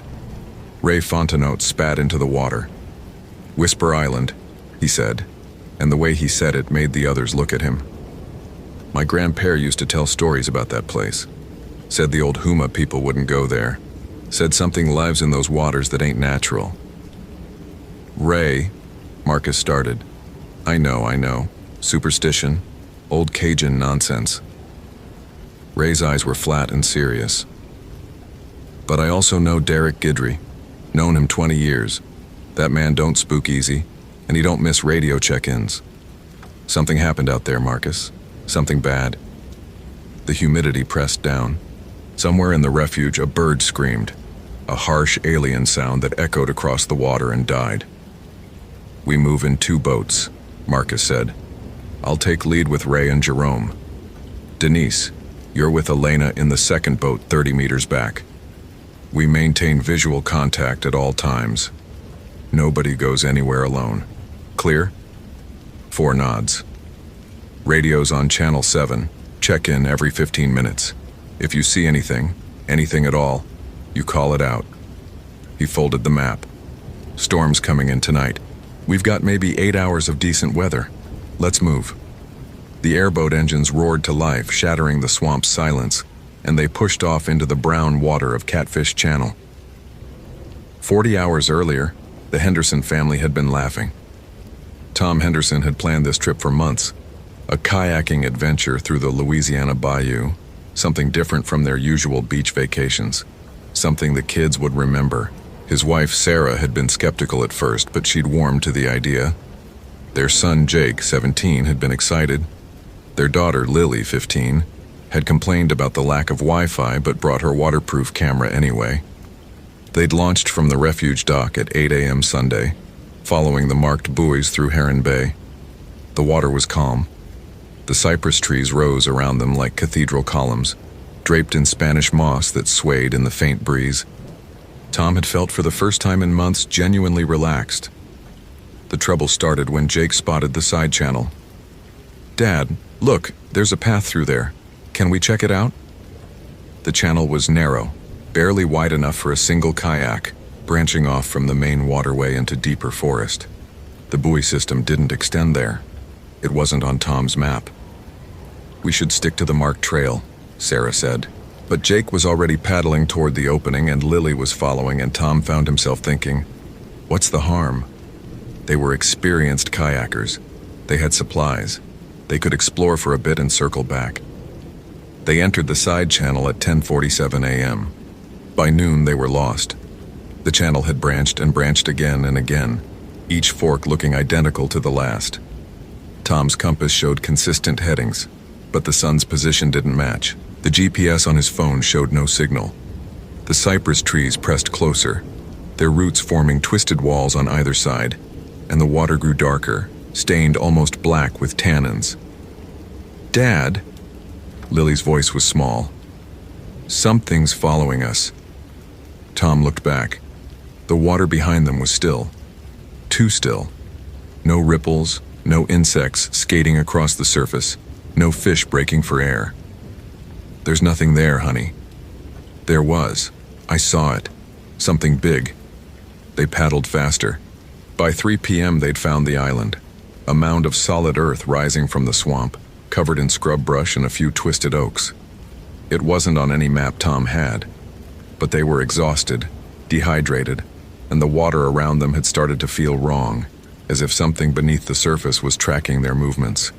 They pulled the kayaks onto the muddy shore and made camp. Tom tried the emergency whistle. 3 blasts, the universal distress signal. The sound died in the heavy air, swallowed by the swamp. That night they heard the howling. It started around 2 a.m., a sound that wasn't quite a wolf, wasn't quite human, rising from somewhere in the darkness beyond the island's edge. Sarah clutched Tom's arm. Jake and Lily pressed close. The sound circled them, moving through the trees at the island's perimeter, sometimes close enough that Tom swore he could hear breathing beneath the howl. Then it spoke. Tom. His name. His actual name. In a voice that sounded like gravel dragged across bone. "Tom. Bring me the children." Sarah screamed. Tom grabbed the emergency flare from his pack, lit it, held it high. The red light pushed back the darkness for perhaps 30 feet. At the edge of that light, something stood. It was tall, 7 feet, maybe 8. It might have been human once or worn human shape, but the proportions were wrong. Arms too long, legs jointed backward, a face that was mostly mouth. Its eyes caught the flare light and reflected it back, yellow and intelligent and hungry. Tom threw the flare at it. The creature caught it, held the burning cylinder in a hand with too many fingers, smiled with a mouth that opened too wide. "Running makes it sweeter," it said. And then it was gone, moving into the darkness faster than anything that size should move. The Hendersons ran. They left everything. Kayaks, supplies, sanity. And they ran into the swamp, splashing through knee-deep water, tripping over roots, Sarah dragging Lily, Tom dragging Jake. They ran until the island was far behind them, until their lungs burned and their legs screamed, until they collapsed against a cypress trunk and could go no further. It was still dark. It was always dark here. And somewhere behind them, something was following, patient and amused, herding them deeper into the marsh. Marcus's airboat rounded the bend into Whisper Channel and he cut the engine. Ahead, wedged against a fallen cypress, was Derek's airboat. It was intact, no visible damage, no signs of collision. Just abandoned, drifting gently in the current, the emergency lights still blinking their slow red pulse. "Jesus," Jerome breathed. Marcus keyed his radio. "Denise, hold position. We're going to check the boat. Copy. We see it. Marcus, the supplies are still there. She was right. As they drifted closer, Marcus could see the cases of water, the first aid kit, the rescue equipment, all untouched. Derek's team had 5 people. They hadn't taken anything. Ray, what do you see? The old tracker was leaning over the side of their boat, studying the water, the vegetation, the patterns only he could read. Mud's disturbed on that bank, he said, pointing. Multiple sets of boots going into the water, not coming out. Could have swam to the island. Could have. Ray's voice said he didn't believe it. Could have also been dragged. Marcus climbed onto Derek's airboat. The deck was slick with morning dew, but beneath that, something else. A dark stain on the aluminum, dried and cracked in the heat. He crouched, touched it, lifted his fingers to the light. Blood. A lot of blood. Found something, Jerome called.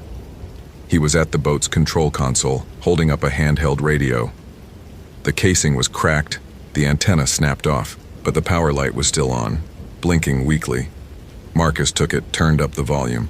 Static hissed from the speaker, and beneath the static, something else. A voice, repeating.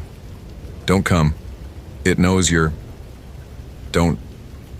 Derek's voice.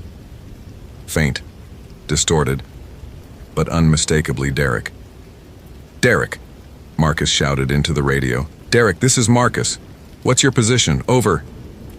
The static swelled. The voice changed. Marcus.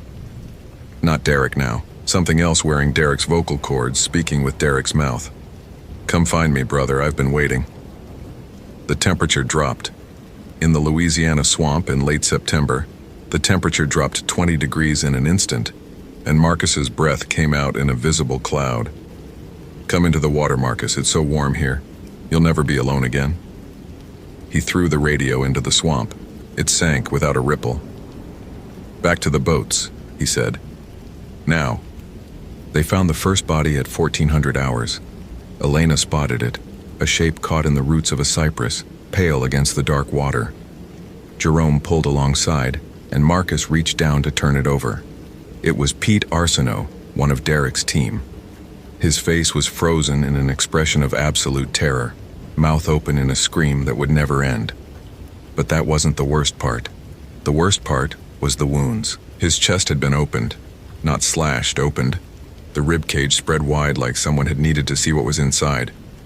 But there was no blood in the water, no blood anywhere, as if something had drained him completely before discarding the shell. Denise checked for vitals anyway. Professional habit. He's been dead at least 12 hours, maybe more. What could do this?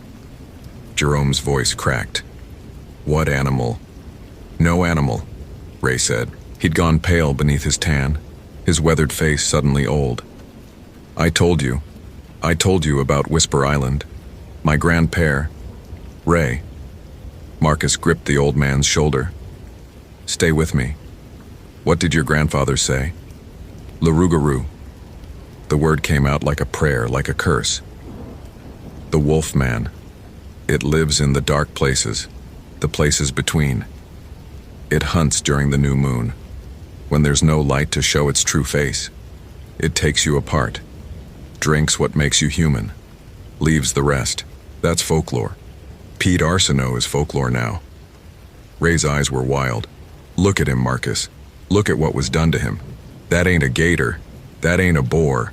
That's something that wanted him to suffer. That's something that enjoyed it. The swamp was silent around them.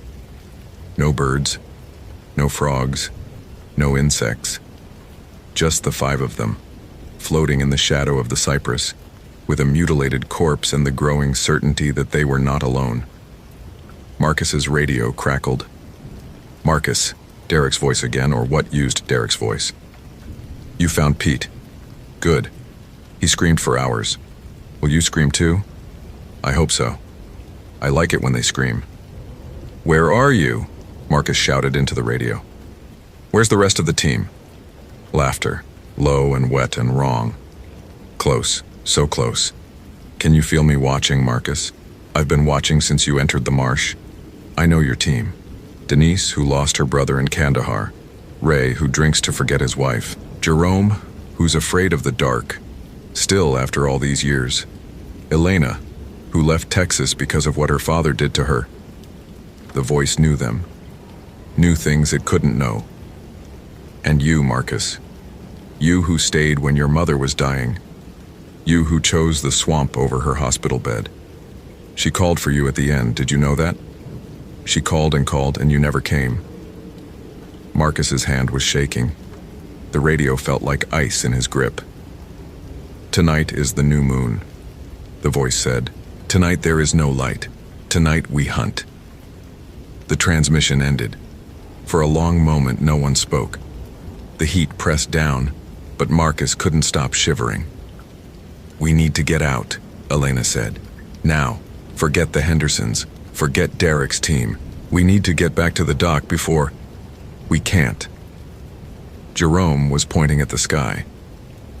The storm had arrived faster than predicted. Black clouds were boiling up from the Gulf, and even as they watched, the first fat drops of rain began to fall. The wind picked up, whipping the Spanish moss into writhing streamers. Main channel's going to flood within the hour, Ray said. Current will be too strong for the airboats. We'll have to find high ground. Wait it out. High ground, Marcus repeated. He looked at the map, though he already knew what it would show. The only high ground for miles is Whisper Island. The rain fell harder. The sky darkened toward premature twilight. And somewhere in the swamp, something laughed. They reached Whisper Island at 16:30 hours, just as the storm broke in earnest. The island was perhaps 2 acres of solid ground, ringed by cypress and choked with undergrowth. They pulled the airboats as far onto the shore as they could and began securing camp. The rain came down in sheets, warm and relentless, turning the ground to mud, reducing visibility to perhaps 20 feet. It was Jerome who found the kayaks, 4 of them, pulled up on the opposite shore, half hidden in the brush. The Hendersons made it here, he called. Marcus jogged over, rain streaming down his face. The kayaks were empty, abandoned. Nearby in the mud he could see footprints, adult and child running toward the island's interior, and alongside those prints, something else. The tracks were humanoid but wrong.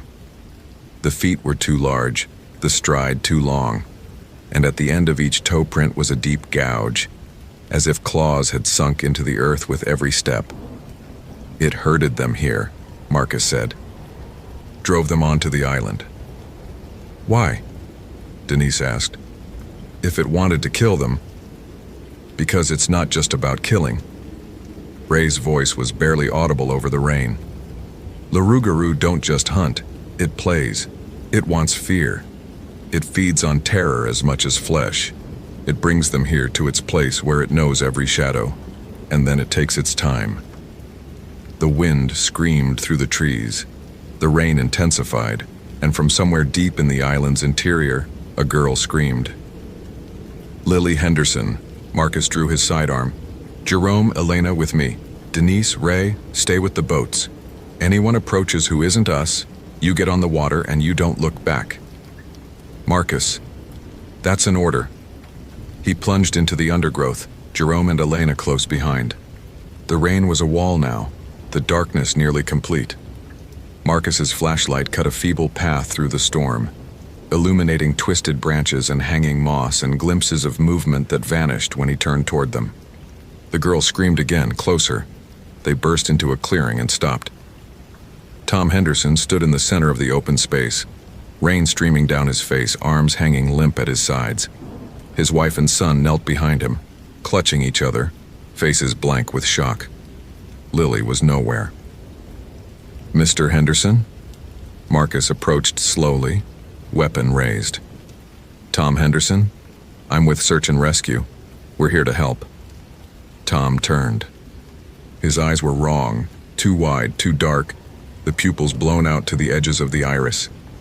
It let us live, he said. His voice was flat, mechanical. It said to wait for you. It said you would come. Where's your daughter, Tom? Where's Lily? Tom smiled.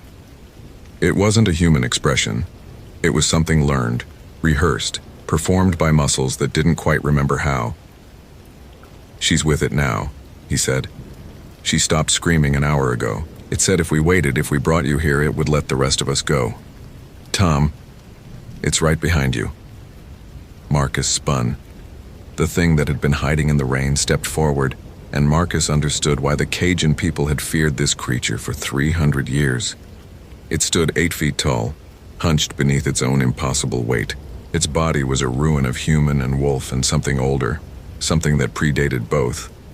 Arms that ended in hands with 6 clawed fingers, legs that bent the wrong way at the knee, a face that was mostly mouth, rows of teeth descending into a throat that seemed to go on forever. Its skin was gray and slick with rain, and its eyes, its yellow, intelligent, ancient eyes, fixed on Marcus with recognition. "Marcus Reeves," it said. Its voice was every voice. Derek's, Pete's, the Hendersons', Marcus's own mother calling him home. "I've been waiting for you. They always send their best last. And you, Marcus, you taste like guilt. My favorite." Elena opened fire. 3 shots, center mass. The creature didn't flinch. It looked down at the holes in its chest, watched them close, and laughed. "Silver," it said. "You would need silver. But you don't believe in monsters, do you? None of you do. That's what makes it so delicious." It moved. Marcus had never seen anything move that fast. One moment it was 10 feet away, the next it was beside Elena, its hand around her throat, lifting her off the ground like a doll. She kicked, gasped, clawed at the grip. "I could drain her right now," the Rougarou said. "I could open her up while you watch, but where's the sport in that?" It tossed Elena aside like garbage. She hit a cypress trunk and didn't get up. "Run," the creature said. "I'll give you until full dark. And then the hunt begins." Jerome was already running. Marcus grabbed Elena, still breathing, thank God, and dragged her toward the clearing's edge. Behind them, the Rougarou began to howl, a sound that split the night and echoed across the flooded swamp. The hunt had begun. They found shelter in the hollow of a massive fallen cypress, the trunk rotted enough to create a cave of sorts. Marcus, Jerome, and Elena, who'd regained consciousness but couldn't walk without support, pressed together in the darkness while the storm raged outside. The Hendersons were gone. They'd scattered when the creature appeared, and in the chaos of the rain, Marcus had lost them. Tom, Sarah, Jake, swallowed by the swamp. Whether they were running or had been taken, he didn't know. "Radio Denise," Jerome whispered. "Tell them to go. Get help." Marcus tried. Static answered. The storm or something else was blocking all signals. "We wait till dawn," Marcus said. "First light, we move for the boats, if they're still there." "And if that thing finds us first?" Marcus didn't answer. He didn't have one. The hours passed in terror. The rain slowed, then stopped. The clouds parted, revealing a sky with no moon, only stars that seemed impossibly distant. In that absolute darkness, they heard the hunt continuing. Screams in the distance. Jake Henderson's voice, then silence. Howling, circling their position, moving closer with each pass. And once, just once, something scraped against the outside of their log, claws dragging across rotted wood, a voice whispering, "I know you're in there, Marcus. I can smell your guilt. Come out and face me. Die like your mother wanted you to live, with courage." Marcus pressed his hand over his mouth to keep from screaming. Dawn came at 0612. The gray light filtered through the cypress canopy like a blessing. Marcus crawled from the log first, sidearm ready, and found nothing. The island was empty. The creature was gone. And on the muddy ground in front of their hiding spot, arranged in a neat row, were 4 objects. Tom Henderson's wedding ring, Sarah Henderson's glasses, Jake Henderson's sneaker, and a child's hair ribbon, pink and stained with something dark. No bodies, no blood, just trophies. They reached the boats at 700. Denise and Ray were alive. They'd spent the night in the airboats, engines idling, ready to flee. Denise had heard the screams. She'd heard things moving in the water around them, but nothing had attacked. It wasn't interested in us, Ray said, his face gray. We weren't the ones it wanted. They returned to the dock at 08:30. Marcus filed his report. 4 Henderson family members, missing and presumed dead. Derek Guidry's team, Pete Arsenault recovered, 4 others missing and presumed dead. 'Cause undetermined, the official conclusion would be animal attack, species unknown. Elena recovered fully. She transferred to a desk job in Baton Rouge and never spoke of that night. Jerome quit search and rescue. He works at a hardware store in Lafayette now. He still doesn't sleep without the lights on. Ray Fontenot died 6 months later. Heart attack, the doctors said. But his daughter told Marcus that at the end, Ray kept talking about yellow eyes at the window. Yellow eyes, watching, waiting. Denise stayed. She and Marcus still work at Boneyard Marsh. They don't take assignments near Whisper Island. But every new moon, when the darkness is complete, Marcus hears the howling. It comes from somewhere deep in the refuge, somewhere the maps don't show, and it always calls his name. Marcus, come find me. I'm still waiting. I'll always be waiting. He knows someday he'll have to answer. The marsh remembers. The marsh hungers. And in the places between the marked trails where the old things live, something ancient is patient. It has forever. My name is Kestrel Thorne, and I am 24 years old. I've been a park ranger at Olympic National Park for 8 months. I was still new to the job, still desperately trying to prove I belonged among the seasoned rangers who'd been protecting these ancient forests for decades when the missing person case of Iris Blackwood turned into something that still haunts me. The call came in at 4:47 p.m. on October 15th, just as the autumn darkness was beginning to creep between the towering Douglas firs. I was finishing my patrol report when Ranger Supervisor Martinez's voice crackled through my radio, with that particular tension that meant someone was in real trouble. Thorne, we've got a missing person. 19-year-old college student name of Iris Blackwood. Last seen 3 days ago at the Hoh River trailhead. Her car's still in the parking lot, and her roommate back in Seattle says she was supposed to return 2 days ago. I felt my stomach clench. 3 days in October weather could mean hypothermia, injury, or worse. But this was also my chance. The first missing person case I'd be assigned as primary searcher since completing my training. The other rangers still treated me like the rookie I was, politely but firmly suggesting I stick to trail maintenance and visitor education while they handled the real emergencies. Copy that, I radioed back, trying to keep the eagerness out of my voice. What's the search plan? You'll take the northern quadrant starting at first light.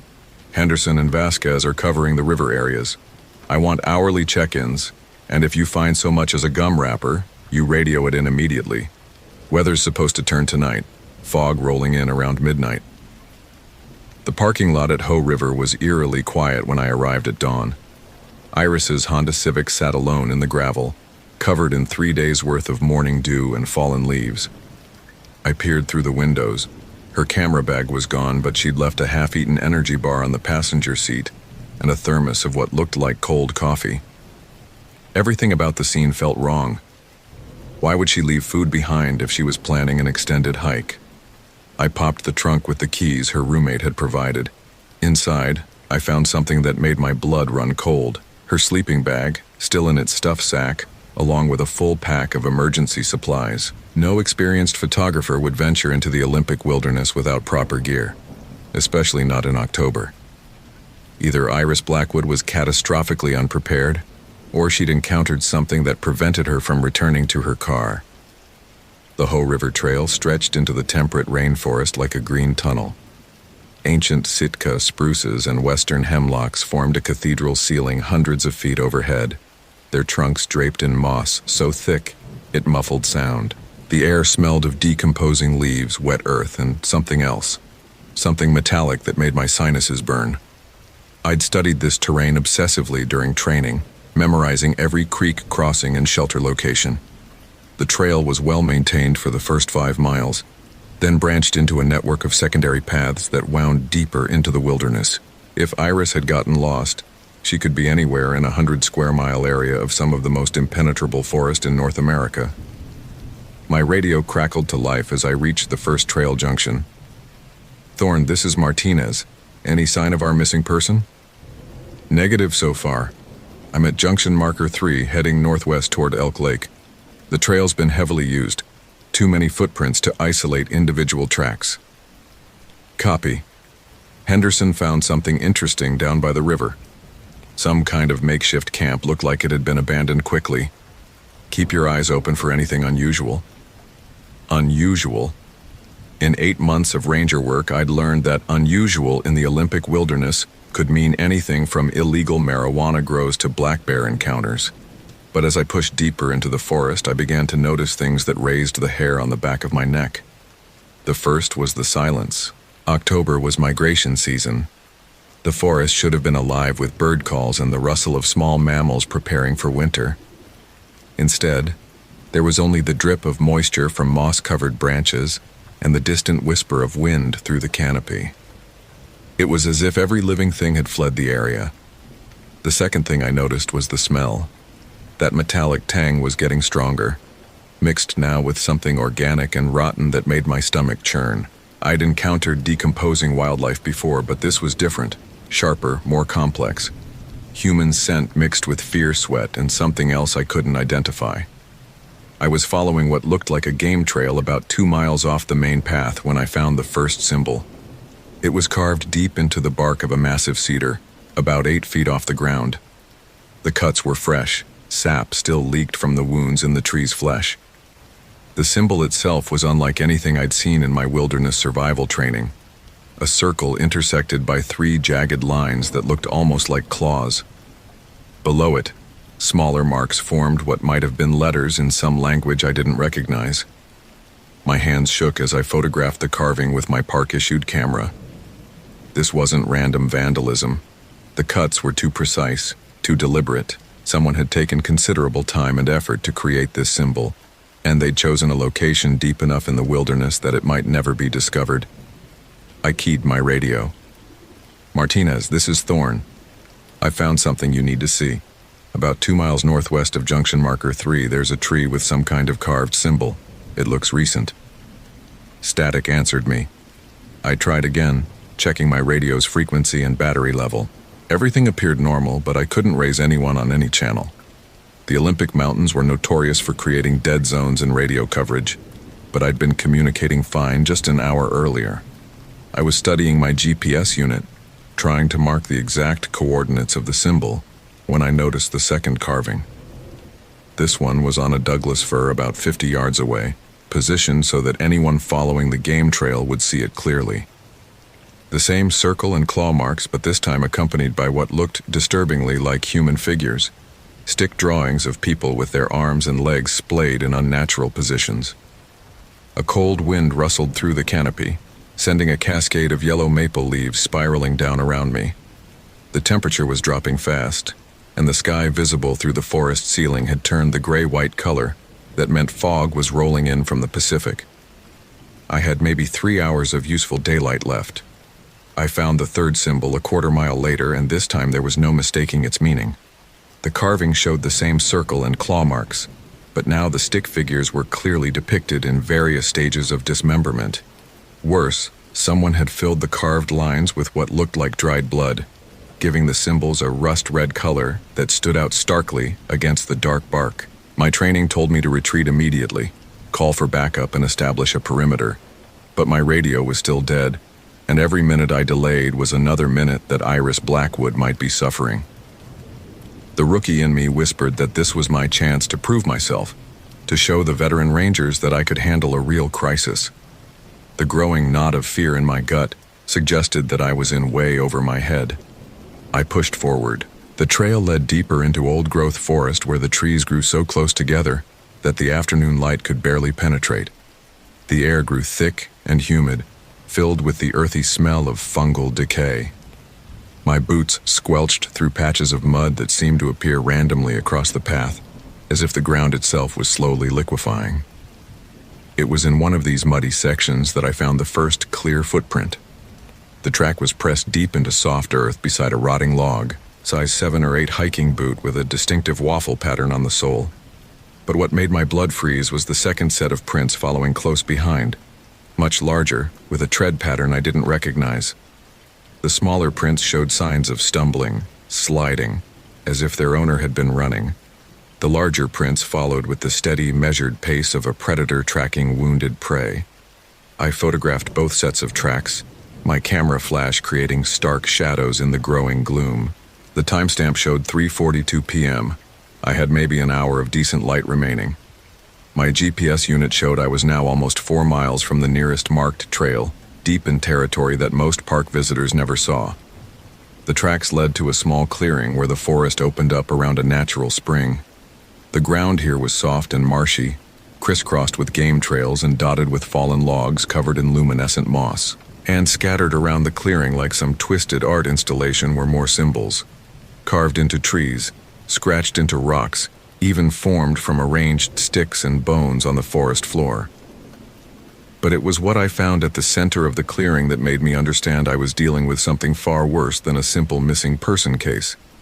Someone had built a structure from fallen branches and moss-covered stones. Not a shelter, but something that looked disturbingly like an altar. The construction was crude but purposeful, about waist-high and roughly circular. Dark stains covered the flat stone surface, and the ground around it was churned with footprints from multiple people. Hanging from the surrounding trees were objects that made my stomach lurch. Pieces of clothing, personal items, and things I didn't want to examine too closely. A woman's hiking boot dangled from a cedar branch, its laces cut rather than untied. A backpack hung gutted and empty, its contents scattered on the forest floor. And swaying gently in the evening breeze was a camera, an expensive digital SLR that matched the description of Iris Blackwood's equipment. I approached the altar with my service weapon drawn. Though my hands shook so badly I could barely keep the pistol steady. The stone surface was covered in symbols carved deep into the rock. The same circle and claw marks I'd been following, but now accompanied by elaborate designs that looked like some perverted combination of religious iconography and serial killer fantasy. The dark stains weren't just on the altar. They formed patterns radiating out from the central stone, as if someone had been very deliberate about how they spilled whatever liquid had created them.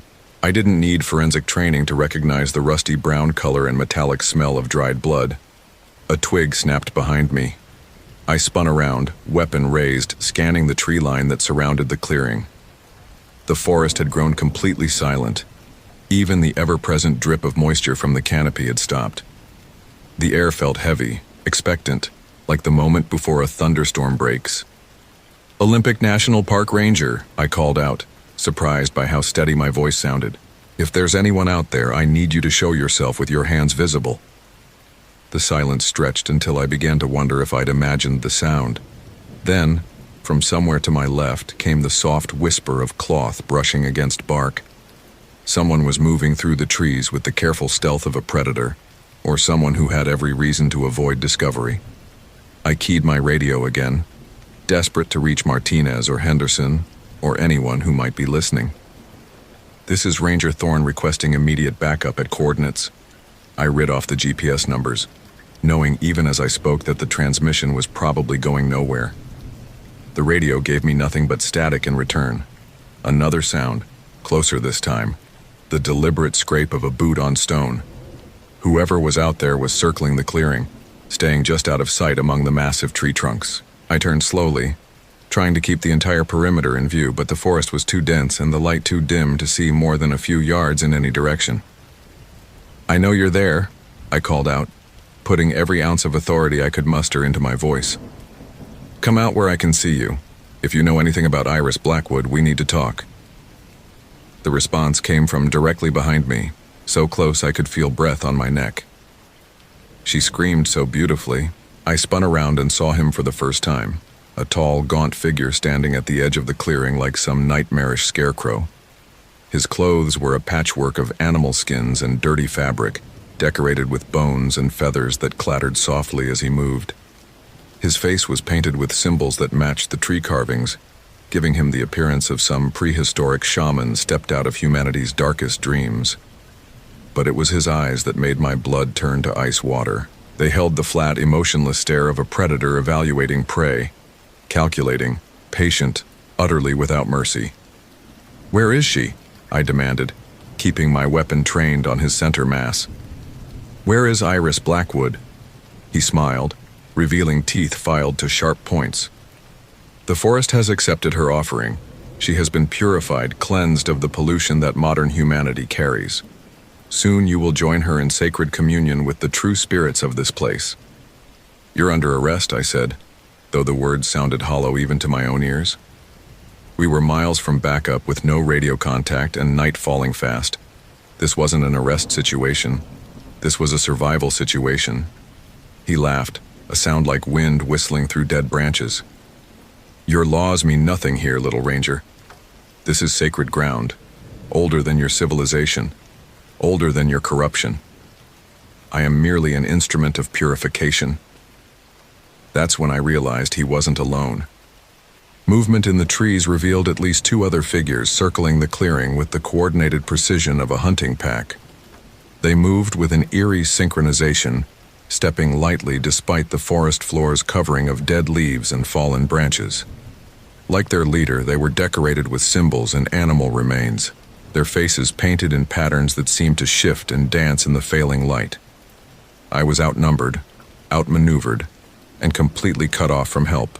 Every survival instinct I possessed screamed at me to run, but my training held me in place.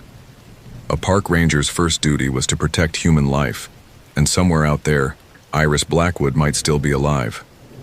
Let me see her, I said, trying to project calm authority while my heart hammered against my ribs. Let me verify she's safe, and we can discuss whatever grievances you have with the Park Service. The leader tilted his head like a curious bird. Grievances? You misunderstand, little ranger. We have no quarrel with your bureaucracy. We serve a higher purpose, the restoration of natural order. Humanity is a disease, and we are the cure.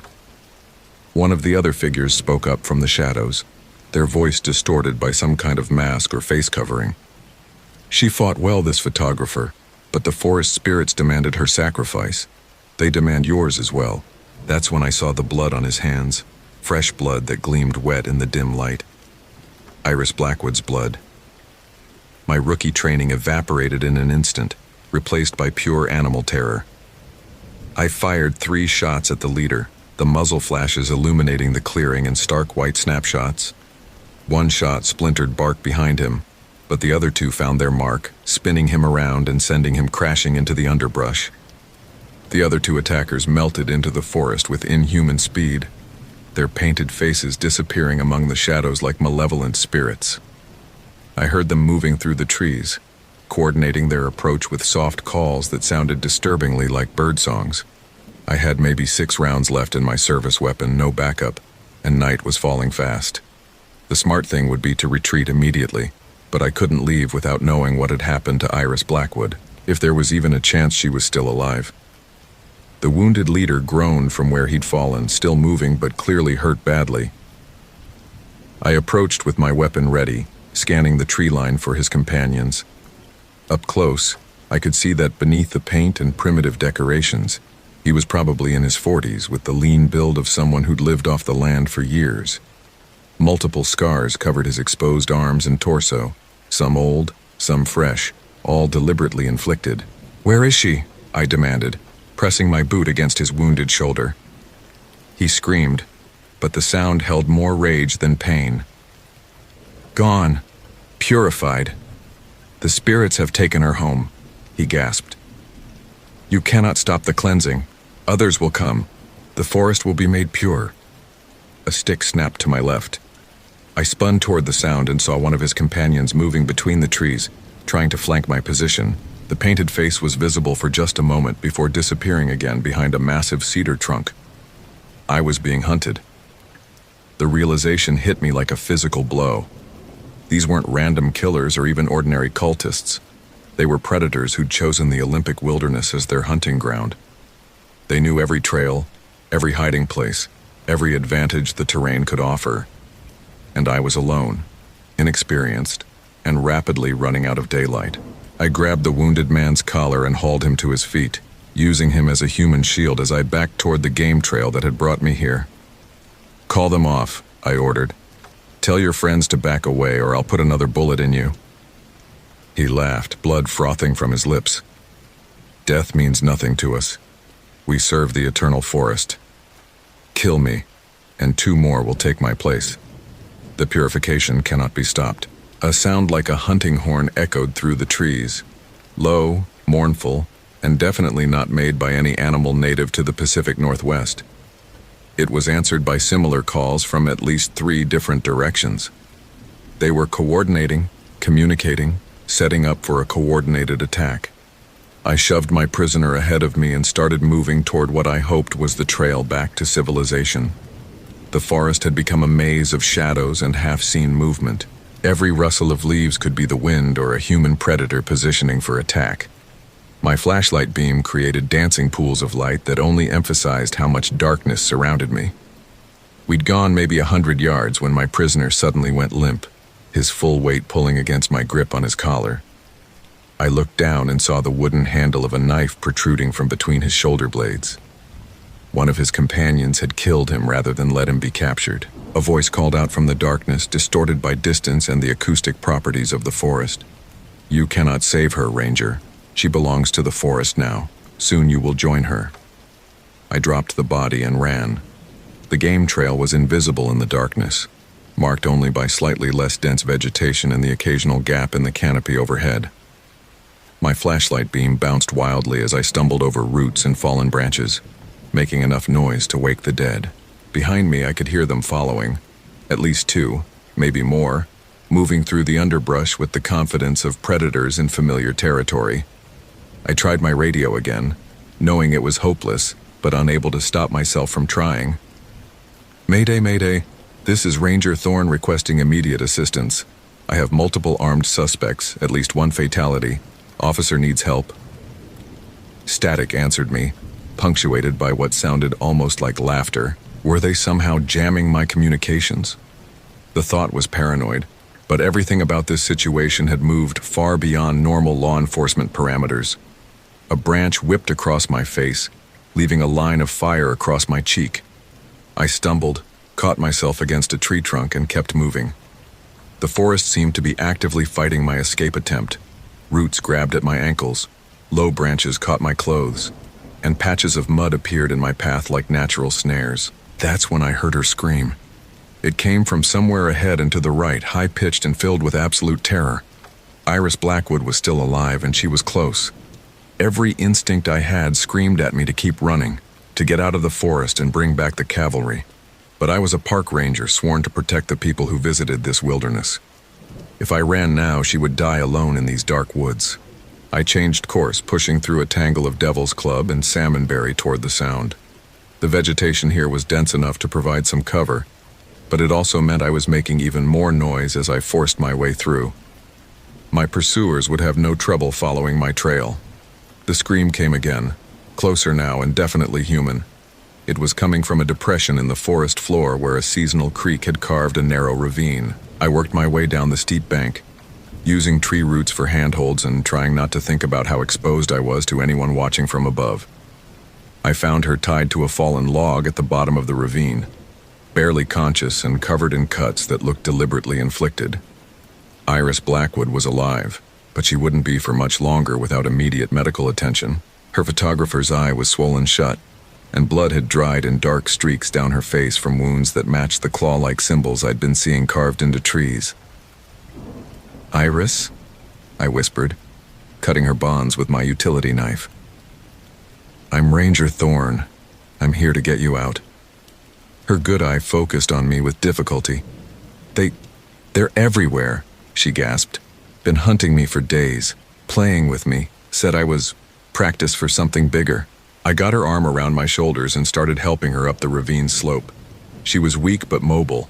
Whatever they'd done to her, they'd been careful not to damage her ability to run. That thought made my skin crawl. They'd been deliberately prolonging her suffering, using her as bait. "How many are there?" I asked as we climbed. "Don't know. At least 5, maybe more. They take turns, watching me, hunting me, like a game." Her voice was barely a whisper, but I could hear the steel underneath. Iris Blackwood was a survivor. We reached the top of the ravine just as the hunting horn sounded again, much closer this time. They knew exactly where we were, and they were closing in. My flashlight picked out movement in the trees, painted faces appearing and disappearing among the shadows, always just at the edge of vision. "Can you run?" I asked. She nodded, though I could see the effort it cost her. "Which way?" That was the million-dollar question. I checked my GPS unit and realized with growing horror that we were now almost 6 miles from the nearest road, in terrain that would be challenging even in daylight with proper equipment. In the dark, injured and pursued, our chances of reaching safety were minimal. But we had to try. I chose a direction that led roughly toward the main park road and started moving, supporting Iris as much as possible, while trying to maintain a pace that would keep us ahead of our pursuers. The forest floor was treacherous in the darkness. Hidden roots, fallen branches, and patches of mud that could turn an ankle or send us sprawling. Behind us, the hunting calls grew more frequent and more urgent. They were communicating, coordinating their pursuit like a pack of wolves. How long had they been operating in Olympic National Park? How many other victims had there been that we'd never found? We'd been moving for maybe 20 minutes when Iris collapsed. Her legs simply gave out, sending both of us tumbling into a patch of ferns. When I helped her sit up, I could see that her wounds were bleeding again and her face had gone pale with shock and exhaustion. "I can't," she whispered. "I can't go any further." I checked our position on the GPS. We were still 3 miles from the road, in some of the roughest terrain in the park. At our current pace, it would take hours to reach safety, if we could maintain any pace at all. And behind us, the hunting calls were getting closer. "Yes, you can," I told her, though I wasn't sure I believed it myself. "We just need to find somewhere to hide until morning. Once the sun comes up, I can signal for help." That's when I remembered the emergency shelter. Every experienced ranger knew about the unofficial refugees scattered throughout the Olympic wilderness. Old cabins, caves, abandoned research stations that could provide temporary shelter in an emergency. There was supposed to be one about a mile north of our position, an old Forest Service cabin that had been used for fire lookout duty decades ago. If we could reach it, we'd have walls between us and the cultists. If we could hold out until dawn, I could use my emergency flare gun to signal for rescue. I got Iris back on her feet and changed our heading north, following what looked like an old logging road that had been reclaimed by the forest. The going was easier here, though we were more exposed to anyone tracking us. Every few minutes one of the hunting horns would sound, and I'd estimate they were getting closer. The cabin appeared out of the darkness like something from a fairy tale. A small log structure with a steep-pitched roof, surrounded by towering evergreens. It had obviously been abandoned for years. The windows were boarded up, and moss grew thick on the roof. But it was shelter, and right now that was all that mattered. I helped Iris up the steps and tried the door. Locked, but the wood around the latch was rotted enough that a good shoulder check would break it open. The door gave way with a crack that echoed through the forest, and we stumbled inside. The cabin's interior smelled of dust, mold, and something else. Something organic and unpleasant that reminded me of the altar back in the clearing. My flashlight revealed a single room with a stone fireplace, some basic furniture, and something that made my blood freeze. The walls were covered in the same symbols I'd been seeing carved into trees, but these weren't carved. They'd been painted on the wood in what looked like dried blood. The floor was stained with dark patches that formed patterns radiating out from the center of the room, and hanging from the rafters were trophies, personal items, pieces of clothing, and worse, things that I didn't want to examine too closely. "This isn't a shelter," Iris whispered. "It's their temple." The hunting horn sounded right outside the cabin, followed by voices speaking in that strange language I'd heard earlier. We were trapped in their sacred space, surrounded by evidence of previous victims. The irony was so perfect it had to be intentional. They'd herded us exactly where they wanted us. I barricaded the door with what furniture I could move, knowing it wouldn't hold them for long. My service weapon had maybe 4 rounds left, and I had one emergency flare that might serve as a weapon if things got desperate enough. "There," Iris pointed to a trapdoor in the floor that I'd missed in my initial scan of the room. "Where does that go?" I pulled up the wooden panel and shined my flashlight into the opening.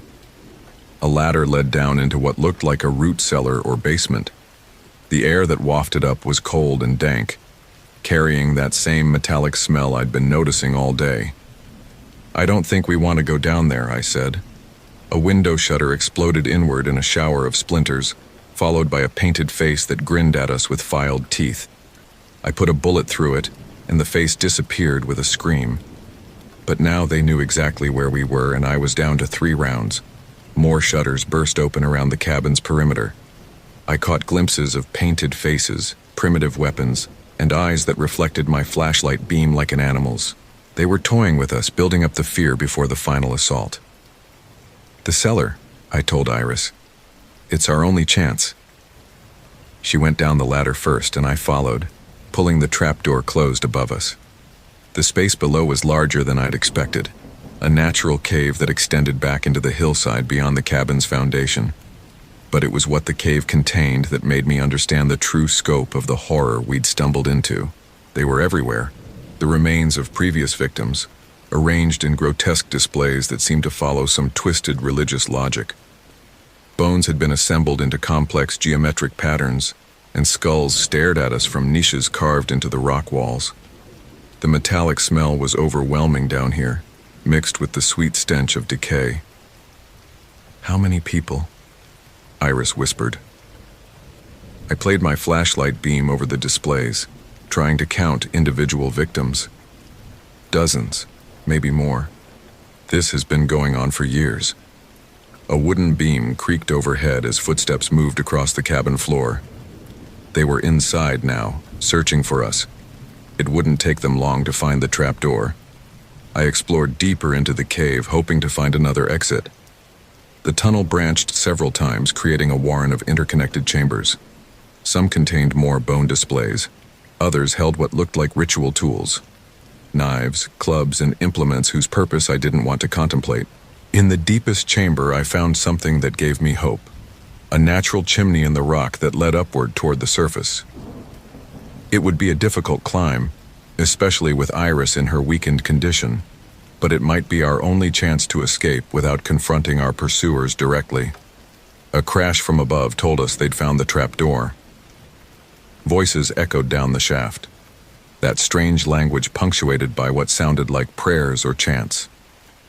They were coming down. "Up there," I told Iris, pointing to the chimney. "Can you climb?" She looked at the narrow opening and nodded, though I could see the fear in her eyes. "What about you?" "I'll be right behind you. Go." The rock walls of the chimney were rough enough to provide handholds, and the space was narrow enough that we could brace ourselves between opposing walls. Iris started climbing with the determination of someone who knew this was her last chance at survival. Below us, flashlight beams began probing the cave system. They'd find our trail soon enough. We'd left plenty of footprints in the dusty floor. I waited until Iris was well up the chimney before starting my own climb. The rock scraped against my back and chest as I worked my way upward, following the irregular shaft toward what I hoped was an opening to the surface. My equipment belt caught on every projection, and more than once I had to stop and work myself free from some narrow point in the passage. Above me, Iris had stopped climbing. "I can see stars," she called down softly. "There's an opening, but it's small." I could hear our pursuers entering the deepest chamber below, their voices echoing up the chimney like sounds from hell itself. They'd found our escape route. Some of them were probably already starting to climb. "Squeeze through," I told Iris. "Whatever it takes." I heard her grunt with effort, followed by the sound of rock scraping against fabric. Then her voice came from outside. "I'm out. Hurry." The opening was barely wide enough for my shoulders. I had to exhale completely and push myself through inch by inch, feeling like the rock was going to crush my rib cage. My equipment belt caught on the lip of the opening, and for a terrifying moment I thought I was stuck. Then something gave way with a rip of fabric, and I popped out onto the forest floor like a cork from a bottle. We were on a hillside about a quarter-mile from the cabin, hidden among a grove of young cedars. Below us, I could see flashlight beams moving around the log structure as the cultists searched for signs of where we'd gone. They'd probably figure out the chimney route eventually, but it would take time. "Which way now?" Iris whispered. I checked my GPS and compass, trying to orient myself in the darkness. We were still at least 2 miles from the nearest road, but there was a fire access trail that ran along the ridgeline above us. If we could reach it, we could follow it to a communications tower where my radio might finally work. "Up," I said. "We need to get to higher ground." The climb was brutal.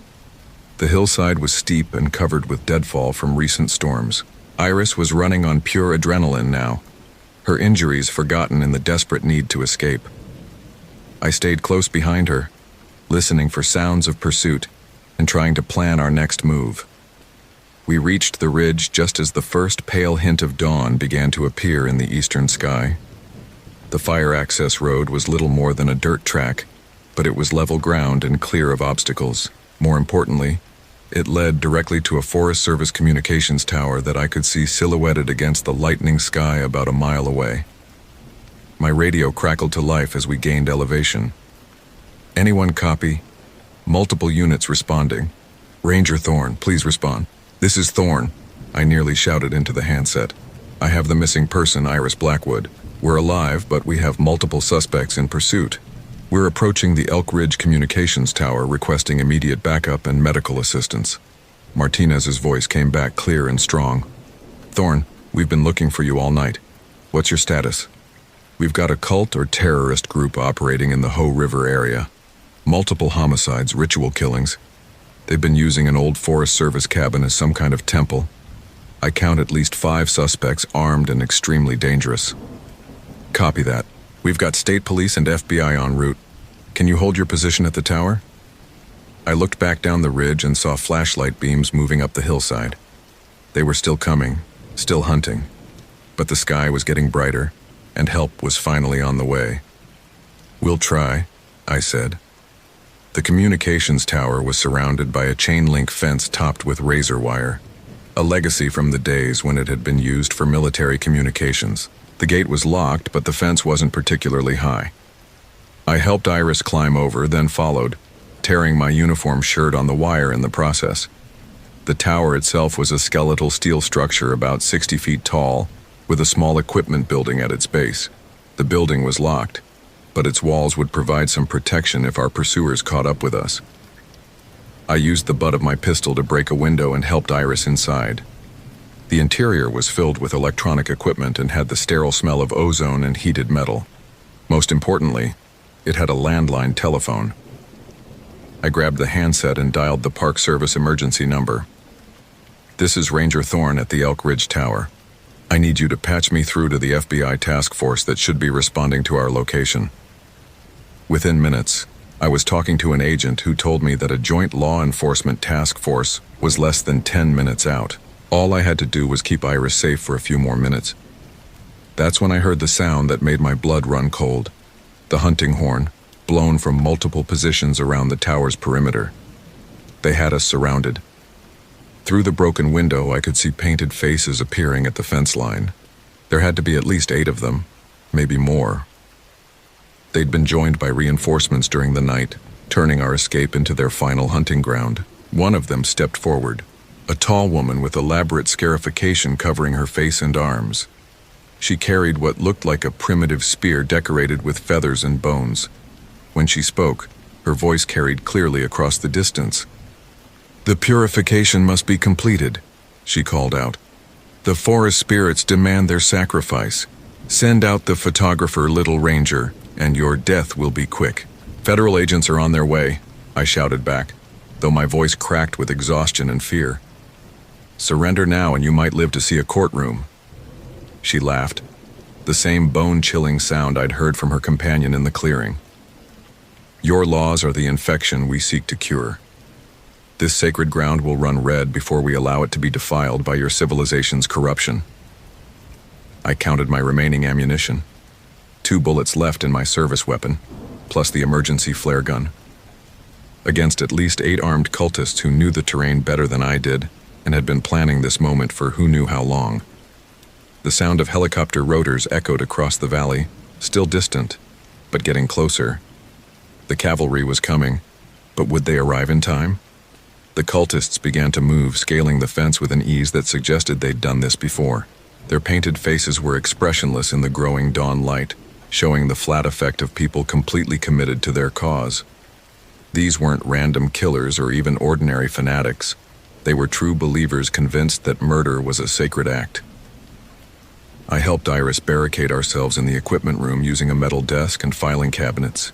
The building's concrete walls would stop most projectiles, but there were too many windows, and the door wasn't designed to withstand a determined assault. "They're going to kill us, aren't they?" Iris whispered. I wanted to lie, to offer false comfort in what might be our final minutes, but she deserved the truth. "They're going to try, but help is coming, and I'm not going down without a fight." The first spear punched through the broken window, its obsidian point embedding in the opposite wall with enough force to crack the concrete. A second spear followed, then a third. They were probing our defenses, testing our resolve. I fired through the window at a painted face that appeared for just a moment among the fence posts. The bullet sparked off steel mesh, but the face disappeared. One round left. The helicopter was closer now. I could hear the distinctive whoop whoop whoop of rotor blades echoing off the surrounding ridges. But it would still be several minutes before it could reach us, and the cultists were done with preliminaries. They came through the window simultaneously, 3 painted figures moving with the fluid coordination of a military unit. I put my last bullet into the chest of the first one, but the second was on me before I could draw the flare gun. We went down in a tangle of limbs, his filed teeth snapping at my throat while his hands tried to find my windpipe. I managed to get the flare gun free and jammed it against his ribs. The emergency flare detonated with a burst of phosphorus and flame that filled the small room with acrid smoke. He screamed and rolled away, his primitive clothing on fire. The third cultist had grabbed Iris and was dragging her toward the door, a stone knife pressed against her throat. Her photographer's instincts had kicked in. Even in mortal terror, she was observing, cataloging, preparing to bear witness if she survived. I tackled him from behind, and we all went down in a heap. The knife clattered across the concrete floor, and I heard Iris scramble away toward the relative safety of the overturned desk. The cultist beneath me was wiry but strong, with the lean muscle of someone who'd lived off the land for years. He fought with the desperate strength of a cornered animal. His painted face was inches from mine as we struggled, and I could see the madness in his eyes, the absolute certainty that what he was doing was not just justified but holy. There would be no reasoning with these people, no negotiation or compromise. They would kill us both or die trying. I got my hands around his throat and squeezed, feeling the cartilage compress beneath my fingers. He clawed at my face, leaving bloody furrows across my cheek, but I held on.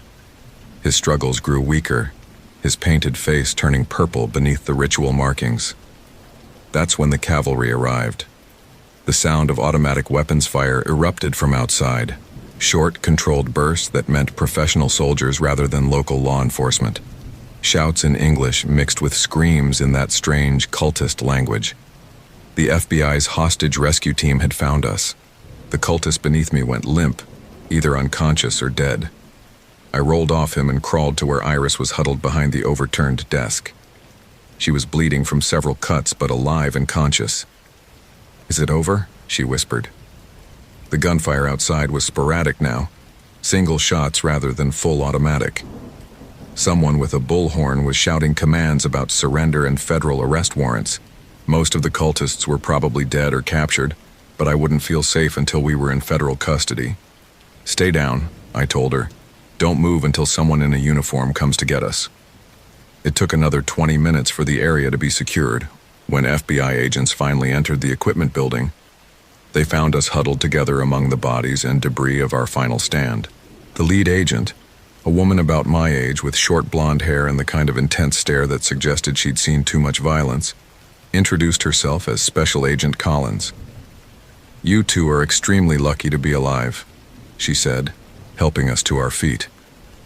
"We've been tracking this cult for 3 years across 4 different states.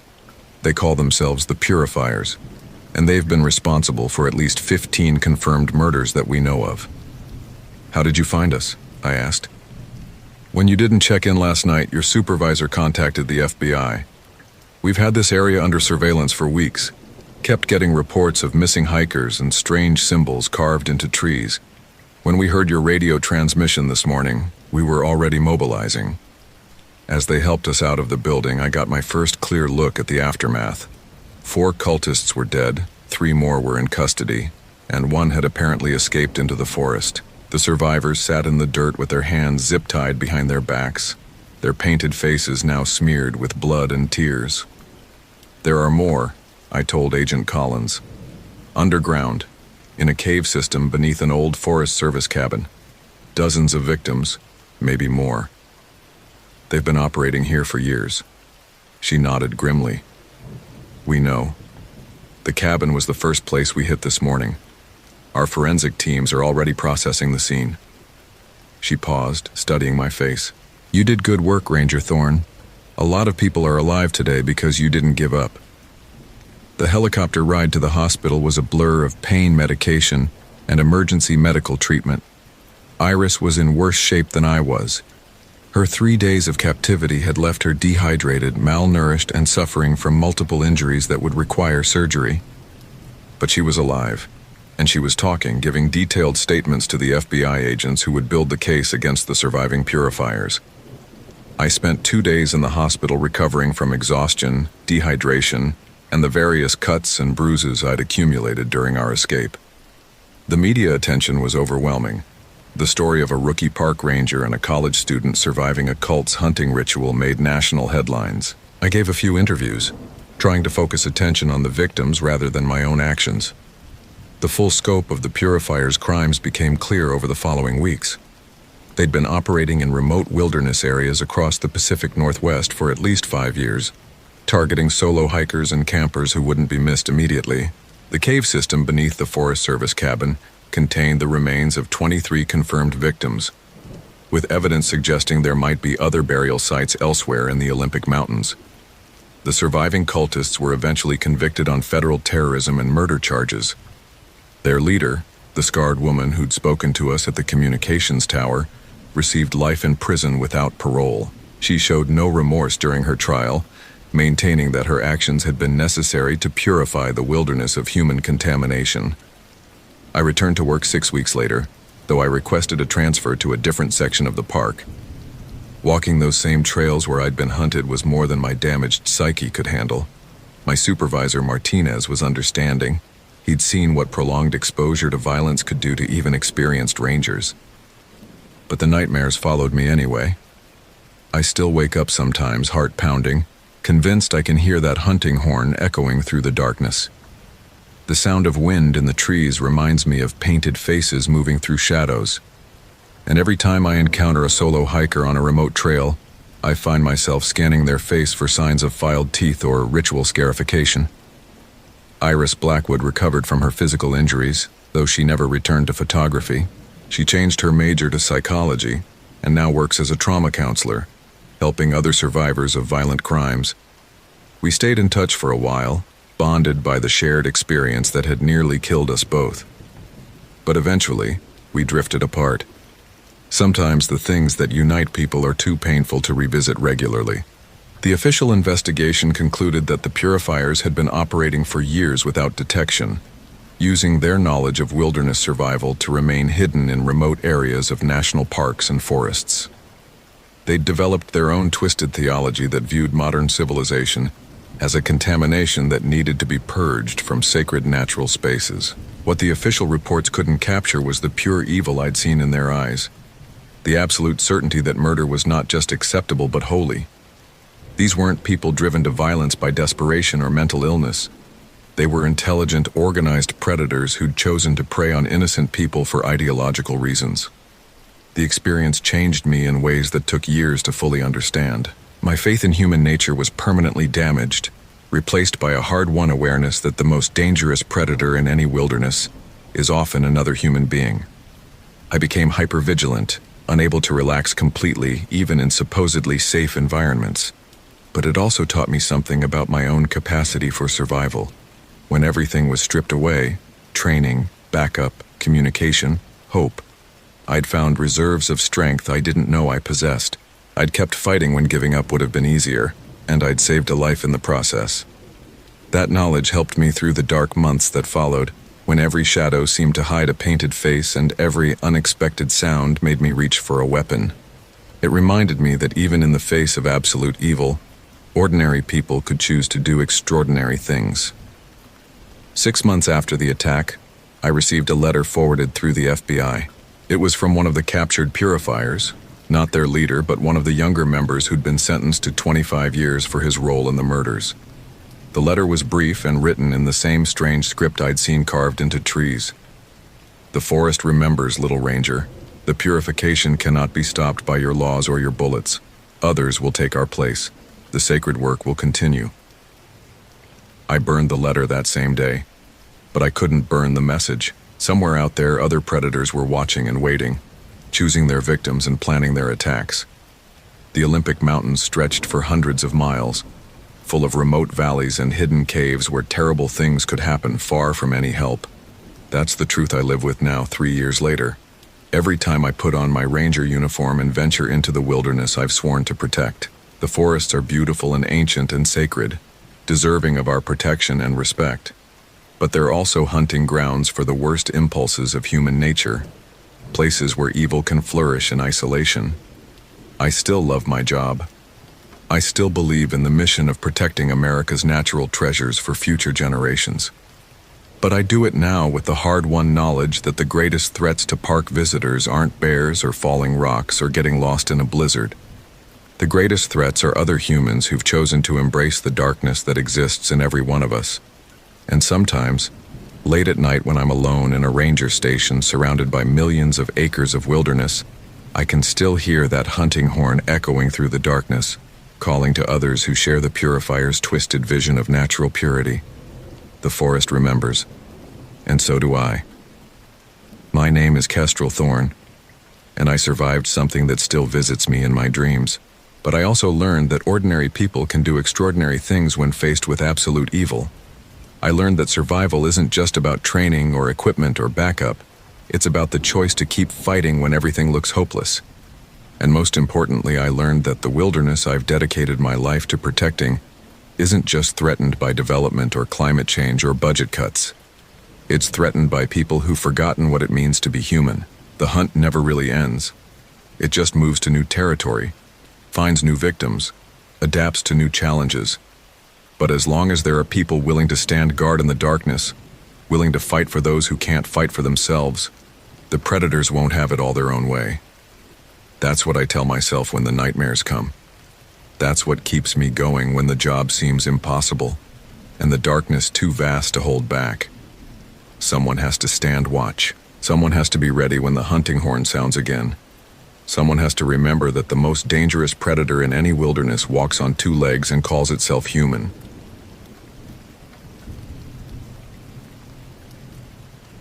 My name is Ezra Thorn, and I am 28 years old.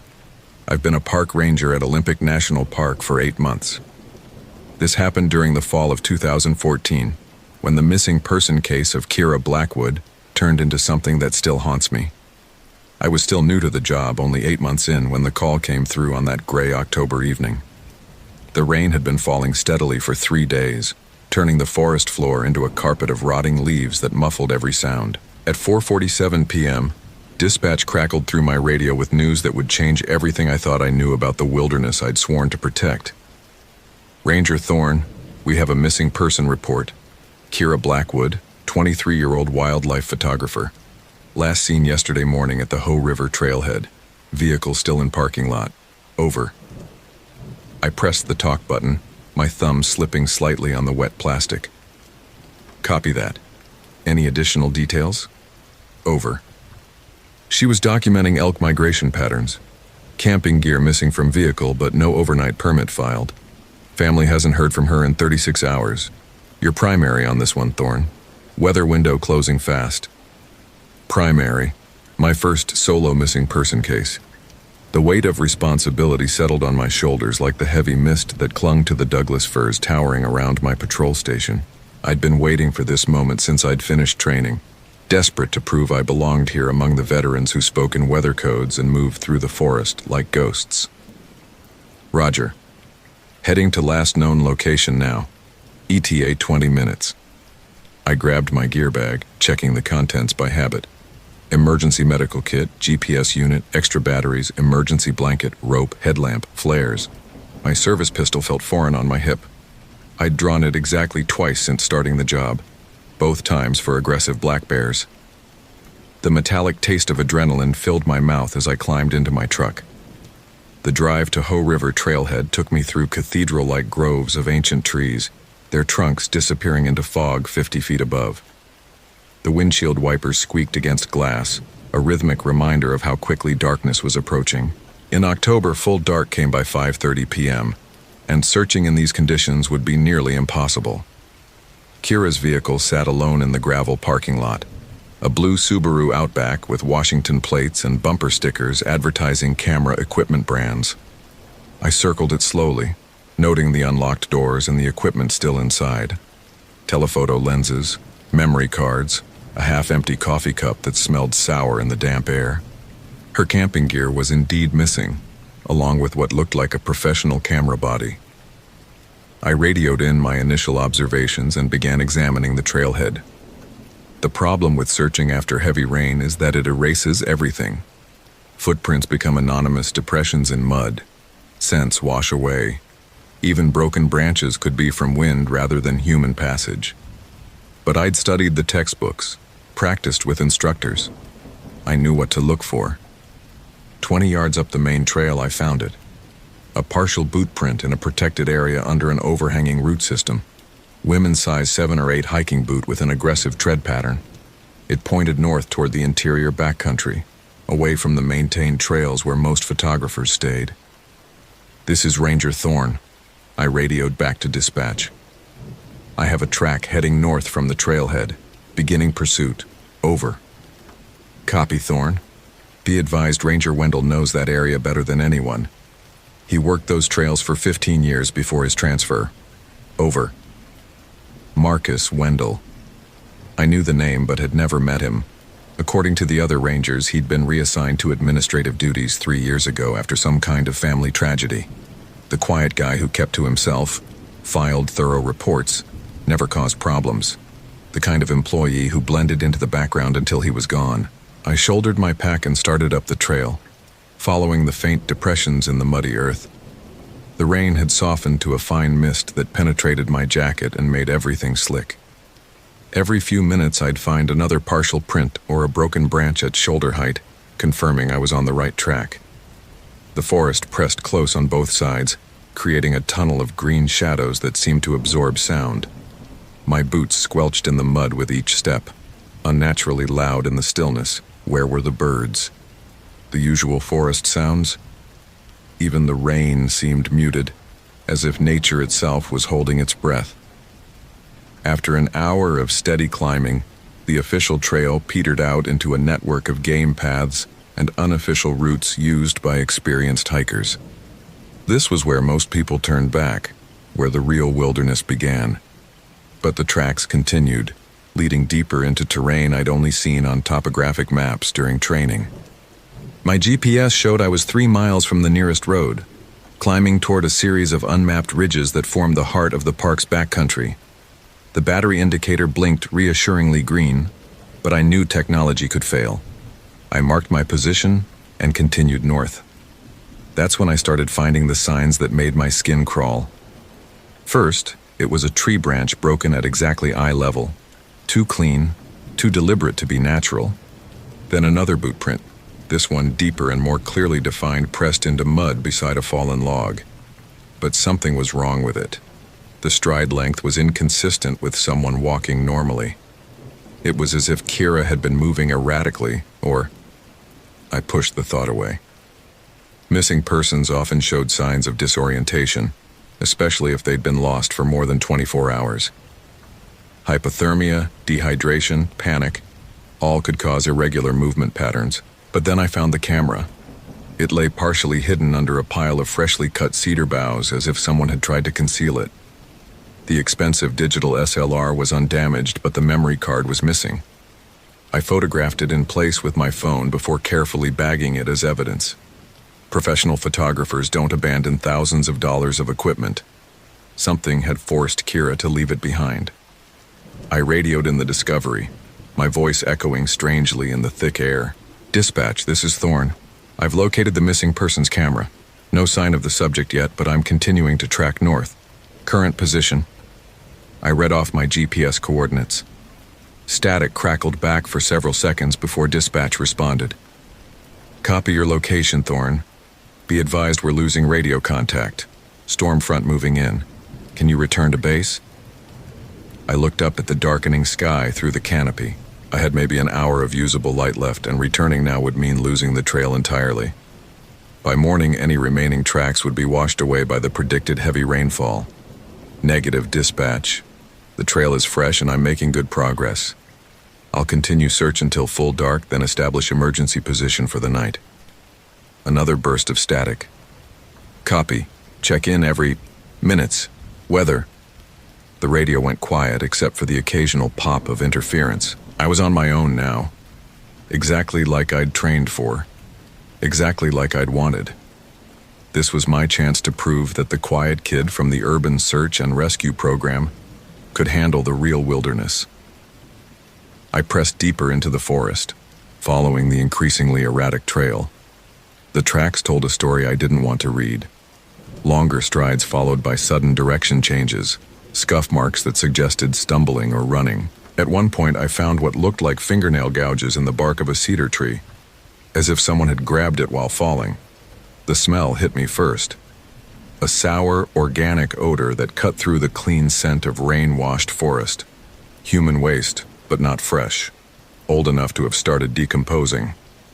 I followed my nose to a depression between two fallen logs where someone had obviously made camp. Not a proper campsite, but a crude shelter built from branches and debris, and there were signs of more than one person. Two distinct boot patterns in the mud around the shelter. Kira's familiar tread, and something else. A larger boot with a different pattern. Size 11 or 12, with deep lugs designed for serious backcountry travel. The kind of boot a professional would wear. My training kicked in. Multiple persons in distress scenarios required different protocols. But something felt wrong about this scene. The shelter was too well constructed for someone in panic. The debris had been arranged with deliberate care, creating effective weather protection. This wasn't the desperate scraping together of materials by someone lost and frightened. This was the work of someone who knew exactly what they were doing. I photographed everything, though the failing light made good images difficult. Then I noticed something that made my blood run cold. Carved into the bark of the nearest tree, almost invisible in the gathering darkness, were 3 words scratched in crude letters. "Welcome to test." My hand started shaking as I read it again, hoping I'd made a mistake. But the letters were clear, deliberate, carved with something sharp. This wasn't a natural formation or accidental marking. Someone had left a message. I backed away from the shelter, suddenly aware of how exposed I was.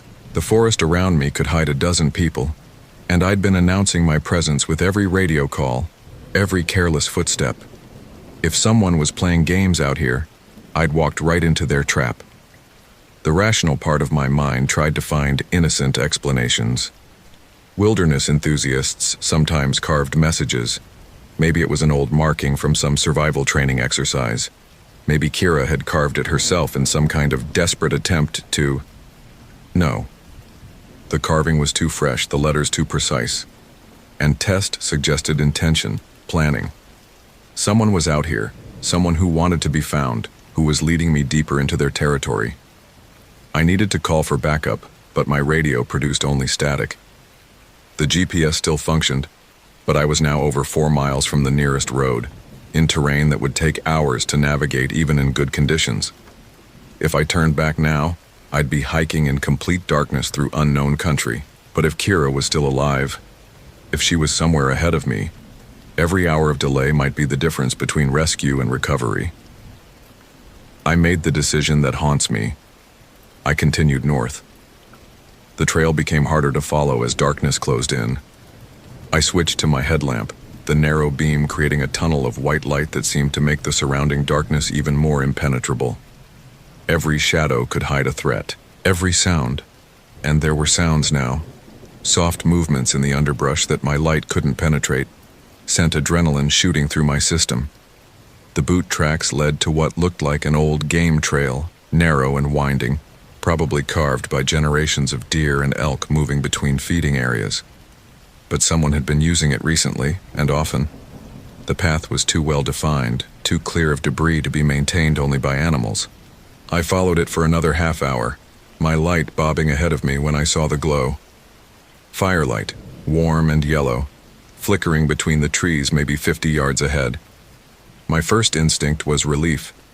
Fire meant warmth, shelter, possibly Kira herself. But training overrode emotion. I switched off my headlamp and moved forward carefully, placing each step with deliberate care to avoid snapping branches or rustling leaves. As I got closer, I could see the fire was built in a natural clearing surrounded by a circle of stones that showed signs of regular use.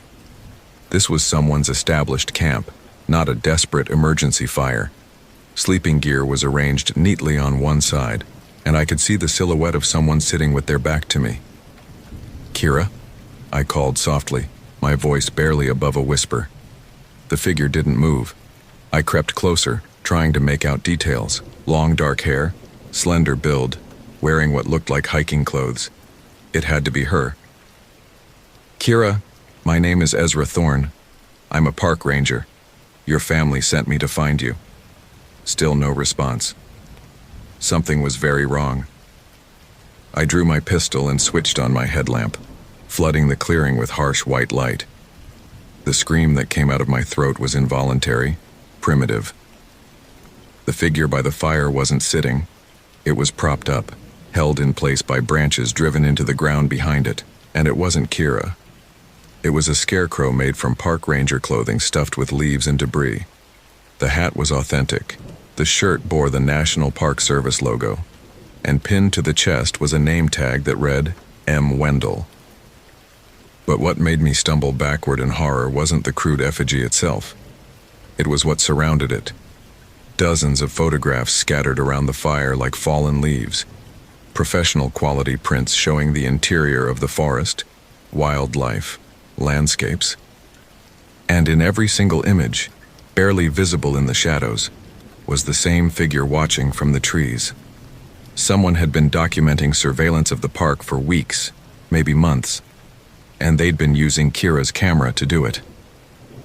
"She takes beautiful pictures, doesn't she?"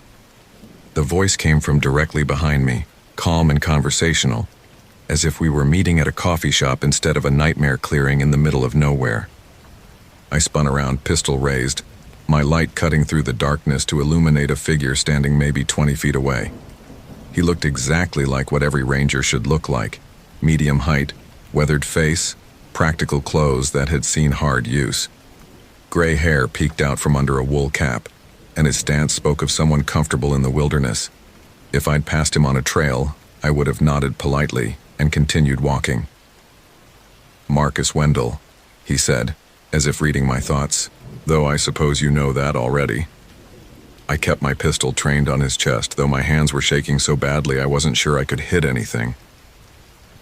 "Where is Kira Blackwood?" "Safe. For now." He smiled, and something in that expression made my skin crawl. "The question is whether she stays that way.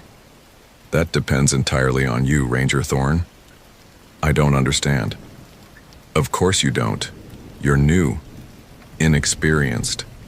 Exactly what I was hoping for when they assigned you to this case."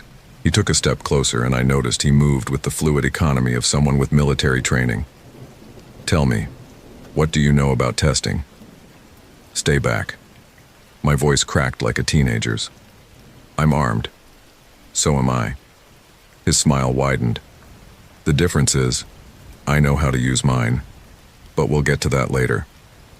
First, I want to show you something." He gestured toward the tree line, and my light caught the glint of something metallic attached to a pine trunk. Moving closer, I saw it was a photograph in a plastic sleeve, pinned to the bark with a knife. The image showed a young boy, maybe 8 years old, grinning at the camera while holding a fish. "My son, David. Lost him in these woods 3 years ago. Search and rescue spent 2 weeks looking. Brought in helicopters, dogs, dozens of volunteers. Know what they found?" I didn't answer, Couldn't answer.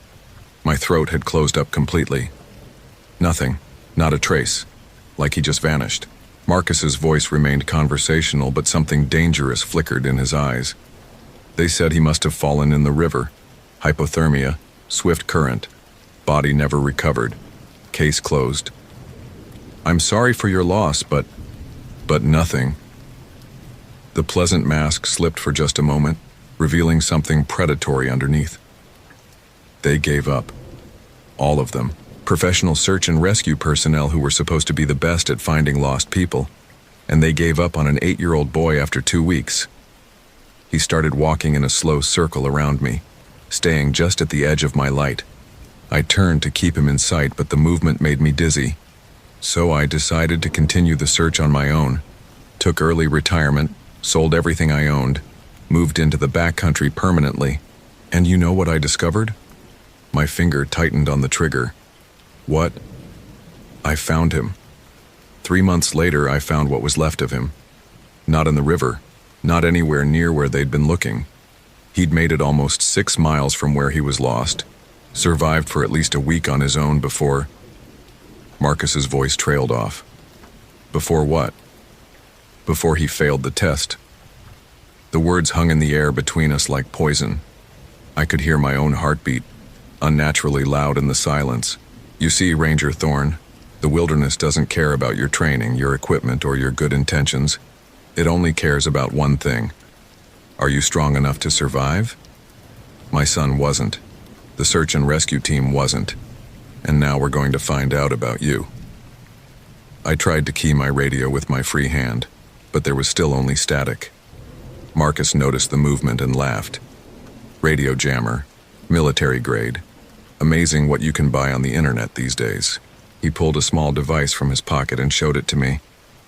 GPS Scrambler 2. Your fancy technology won't help you here. What do you want?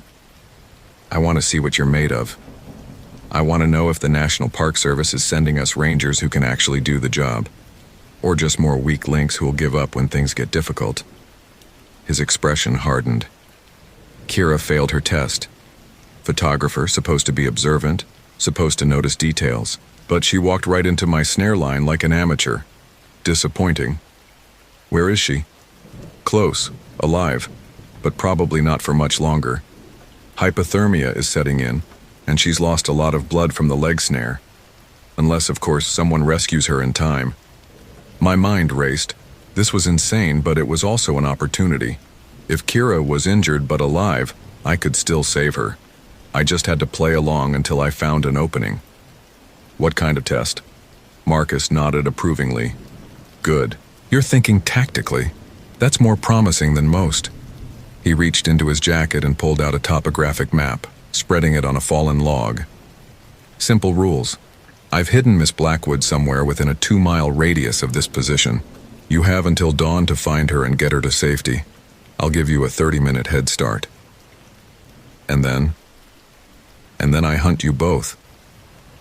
His smile returned, and this time there was nothing human in it. I know every game trail, every shelter, every hiding place in this forest. I know how rangers think, how they move, what mistakes they make under pressure. You'll be operating in my territory by my rules. I stared at the map, trying to memorize the terrain features, the potential hiding spots. There were dozens of places to conceal someone. Caves, dense thickets, old-growth stumps large enough to hollow out. It would take days to search them all systematically. Why are you doing this? Because someone needs to test the testers. Someone needs to make sure that when people's lives are on the line, we're sending rangers who won't give up, who won't quit when it gets hard. Marcus folded the map and slipped it back into his jacket. My son died because the people we trusted to find him weren't good enough. I won't let that happen again. This is murder. This is evolution. Natural selection. The weak die, the strong survive. He checked his watch. An old military model that didn't need GPS satellites. Your 30 minutes starts now. I backed away from the fire, keeping my pistol trained on him, trying to think. The smart move would be to try to take him down right now, force him to reveal Kira's location. but he was standing in shadows beyond my light, and something about his stance suggested he was ready for that possibility. Tick-tock, Ranger Thorn. I ran. The forest exploded around me as I crashed through the underbrush, no longer caring about noise or stealth. Branches whipped across my face, roots tried to trip me, and my headlamp beam bounced wildly with every step. But I was thinking, planning, trying to use what little training I had. Water. If Kira was injured and hypothermic, she'd need shelter from wind and rain. Marcus would have hidden her somewhere protected but not comfortable, a place where she'd survive long enough for the test, but not long enough to escape on her own. I pulled out my topographic map and compass, trying to navigate by dead reckoning since my GPS was useless. The terrain in this area included several seasonal streams, rock outcroppings that could provide shelter, and what looked like an old mining claim with abandoned structures. The mining claim was 2 miles northeast, about as far as I could realistically search in the time available. If Marcus was playing fair, and that was a huge if, it would be the logical hiding place. I adjusted my heading and pushed through a stand of young alders, their bare branches creating a maze of obstacles in the darkness. Every few minutes I stopped to listen, hoping to hear some sign of Kira, a cry for help, movement, anything. But the forest remained silent except for the soft patter of rain and my own labored breathing. 20 minutes into my head start, I found the first marker. It was another photograph, this one showing Kira tied to a tree with what looked like climbing rope. She was conscious in the image, but obviously frightened, her eyes wide and pleading directly at the camera. Pinned below the photo was a note written in block letters, "Getting warmer." The psychological warfare was working. My hands shook as I studied the image, looking for clues about her location. The tree behind her looked like a large cedar, and there seemed to be a rocky outcropping visible in the background. It could be anywhere, but I forced myself to keep moving northeast toward the mining claim. The second marker came 10 minutes later. Another photo, this one showing Kira from a different angle. The rope around her wrists was tight enough to cut off circulation, and I could see dark stains on her pants that were probably blood from the leg snare Marcus had mentioned. But she was still alive, still fighting. "Closer," read the note below this image. I was definitely heading in the right direction, but my 30-minute head start was almost up. Soon Marcus would begin his hunt, and I'd be trying to find Kira while avoiding someone who knew this terrain far better than I did. The old mining claim sat in a bowl-shaped depression between two ridges, partially hidden by second-growth forest that had reclaimed the area decades ago. My light picked out the remains of wooden structures, rusted equipment, and what looked like the entrance to a shaft or tunnel cut into the hillside. And there, tied to a cedar tree at the edge of the clearing, was Kira Blackwood. She was conscious but barely responsive, her head lolling forward in a way that suggested exhaustion or blood loss. The climbing rope was wrapped around her torso and arms, securing her tightly to the trunk. Even from 50 yards away, I could see the dark stain spreading down her left leg. I approached carefully, scanning the shadows for any sign of Marcus. This felt too easy, too convenient, but Kira's condition was deteriorating rapidly. If I didn't act soon, she might not survive regardless of what games her captor was playing. "Kira, can you hear me?" Her head came up slowly, eyes struggling to focus. "Help." The word was barely a whisper. I knelt beside her and began working on the ropes with my knife. They were tied with professional knots, the kind they taught in military survival courses. Marcus hadn't been exaggerating about his training. "I'm Ranger Thorn. Your family sent me to find you. We're going to get you out of here. He's coming back." Kira's voice was stronger now, but I could hear the fear. "He said he had to test someone new." "I know. Just stay calm. I'm almost..." The rope parted, and Kira slumped forward. I caught her, feeling how cold her skin was even through her jacket. Hypothermia was definitely setting in. I examined her injured leg quickly. The snare had bitten deep into her calf, but the bleeding had mostly stopped. Painful and debilitating, but not immediately life-threatening if I could get her warm and mobile. "Can you walk?" "I think so. But he'll hear us. He hears everything. She was right. Moving through the forest with an injured person would be slow and noisy. Marcus could track us easily, especially if he had night vision equipment. I needed a different strategy. Listen to me carefully. I'm going to help you get to that old mining shack, and then I'm going to set a trap. Kira stared at me like I'd lost my mind. A trap? He thinks he's hunting a scared rookie. He thinks he has all the advantages. But he made one mistake. He told me exactly what this is about. This isn't really a test for me. It's therapy for him. He's trying to work through losing his son by creating scenarios where he has control. I helped Kira to her feet, supporting most of her weight as we limped toward the abandoned structures. She was tougher than she looked. Most people would have been in shock by now, but she was still thinking clearly. So what's the trap? People with trauma follow patterns. They repeat behaviors that gave them control in the past, even when those behaviors are destructive. Marcus found his son's body after the official search gave up. That made him feel powerful, competent, like he succeeded where others failed. We reached the mining shack, really just 3 walls and part of a roof, but it would provide some shelter and concealment. I settled Kira in the most protected corner and began laying out my equipment. He's going to track us here probably within the next few minutes. When he does, he'll expect to find 2 helpless victims waiting for him. Instead, he's going to find someone who studied his psychology and prepared accordingly. I pulled out my emergency flares, not the handheld kind, but the larger ground flares designed for helicopter signaling. Then I arranged my remaining gear to look like we'd tried to barricade ourselves inside the shack but failed. What if you're wrong about him? Then we're probably going to die. I checked my pistol, making sure I had a round chambered and the safety off. But I don't think I'm wrong. Marcus isn't really a predator. He's a grieving father who broke under pressure and created a fantasy where he gets to be the hero instead of the victim. That doesn't make him less dangerous. No, it makes him more dangerous because he believes his own story, but it also makes him predictable. I heard it then, the soft sound of someone moving through the forest with practiced stealth. Marcus was coming, exactly as I'd hoped. I positioned myself behind the partial wall where I had a clear view of the most likely approach routes, then waited. He appeared at the tree line like a ghost, barely visible even with my night-adapted vision. But I'd been watching the right spot, and I caught the movement as he studied the shack from cover.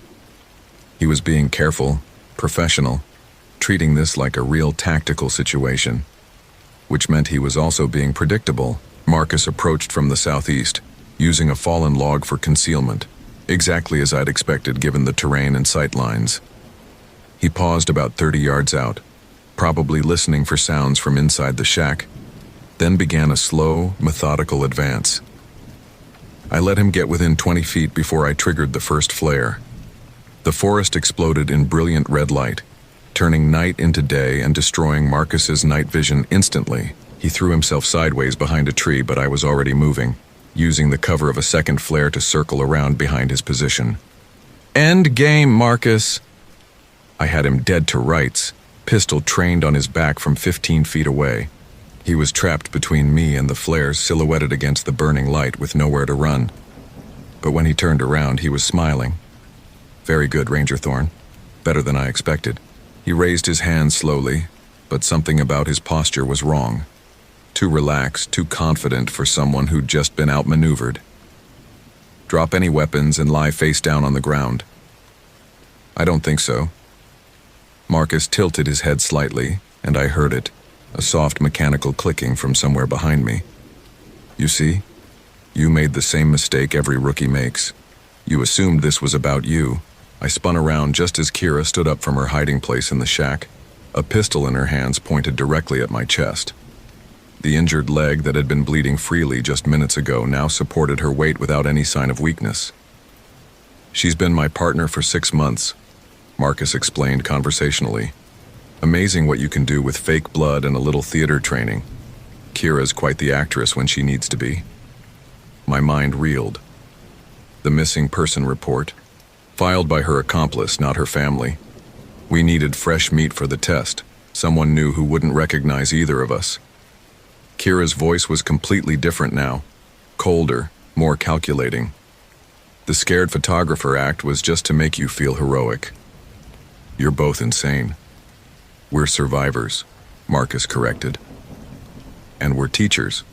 The rangers they're sending out these days are soft, unprepared for the real dangers in the wilderness. We're fixing that problem one lesson at a time. By murdering people? By testing them. Some pass like you just did. Others? He shrugged. Darwin was right about natural selection.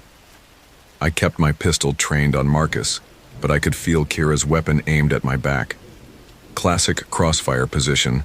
If I shot one, the other would kill me instantly. How many others? You're number 7. 3 passed the test and were recruited. 3 failed and became cautionary tales. You get to choose which category you belong in. The flares were burning down and shadows were creeping back across the clearing. In a few minutes, I'd lose the visual advantage entirely. What makes you think I'd join you? Because you're smart enough to recognize superior training when you see it. Because you've just proven you can think tactically under pressure. And because... Marcus smiled that predatory smile again. The alternative is dying here tonight and being reported as another tragic accident during a routine search and rescue operation. I thought about my options. 2 armed opponents, one behind and one in front, both with military training and intimate knowledge of the terrain. Even if I managed to take down one of them, the other would kill me before I could acquire a second target. But they'd made one crucial error in their psychological profile. They'd assumed I was like them. I need time to think about this. Of course, but not too much time. Dawn is only a few hours away and we have cleanup to finish before then. I nodded slowly, as if considering their offer, then pulled the pin on my last flare and threw it directly at Kira. She dove to avoid the burning magnesium, and in that split second I rolled behind the nearest tree. Marcus's first shot splintered bark inches from my head, but I was already moving, using the chaos and smoke to break their crossfire pattern. The flare ignited dried leaves around the shack, creating a small wildfire that spread rapidly through the accumulated debris. Within minutes, the entire clearing was filled with smoke and dancing shadows that made accurate shooting nearly impossible. I heard them calling to each other, trying to coordinate, but the fire was growing faster than they'd anticipated. The old mining structures were tinder dry and caught flame immediately, creating a wall of heat and light that drove all of us back toward the tree line. That's when I heard the helicopters. The sound started as a distant rumble but grew quickly into the distinctive whap, whap, whap of rotors cutting through air. Search and rescue, probably launched when I'd failed to check in as scheduled. The fire would be visible for miles, drawing them directly to our location. Marcus realized it too. His carefully controlled test scenario was collapsing into chaos, and soon there would be dozens of real rangers swarming the area. Whatever psychological games he'd been playing were about to end. "We need to go," I heard Kira shout over the noise of the fire and approaching aircraft. "Now!" They were retreating, falling back into the forest where helicopters couldn't follow. I had a choice: pursue them into unknown terrain where they held every advantage, or stay with the fire and wait for backup. I chose backup. 20 minutes later, the clearing was swarming with search and rescue personnel, firefighters, and law enforcement. I gave them the abbreviated version. I'd tracked a missing person to this location, discovered evidence of foul play, and been attacked by 2 suspects who'd fled when the fire started. The investigation that followed found plenty of evidence to support my story. The photographs scattered around Marcus's camp, the rope that had been used to tie up the fake victim, and most damning of all, remains buried near the mining claim that turned out to be Marcus Wendel's son, David. But they never found Marcus or Kira. The official report concluded that Marcus had suffered a psychotic break following his son's death, and had recruited an accomplice to help him act out his revenge fantasies against the Park Service.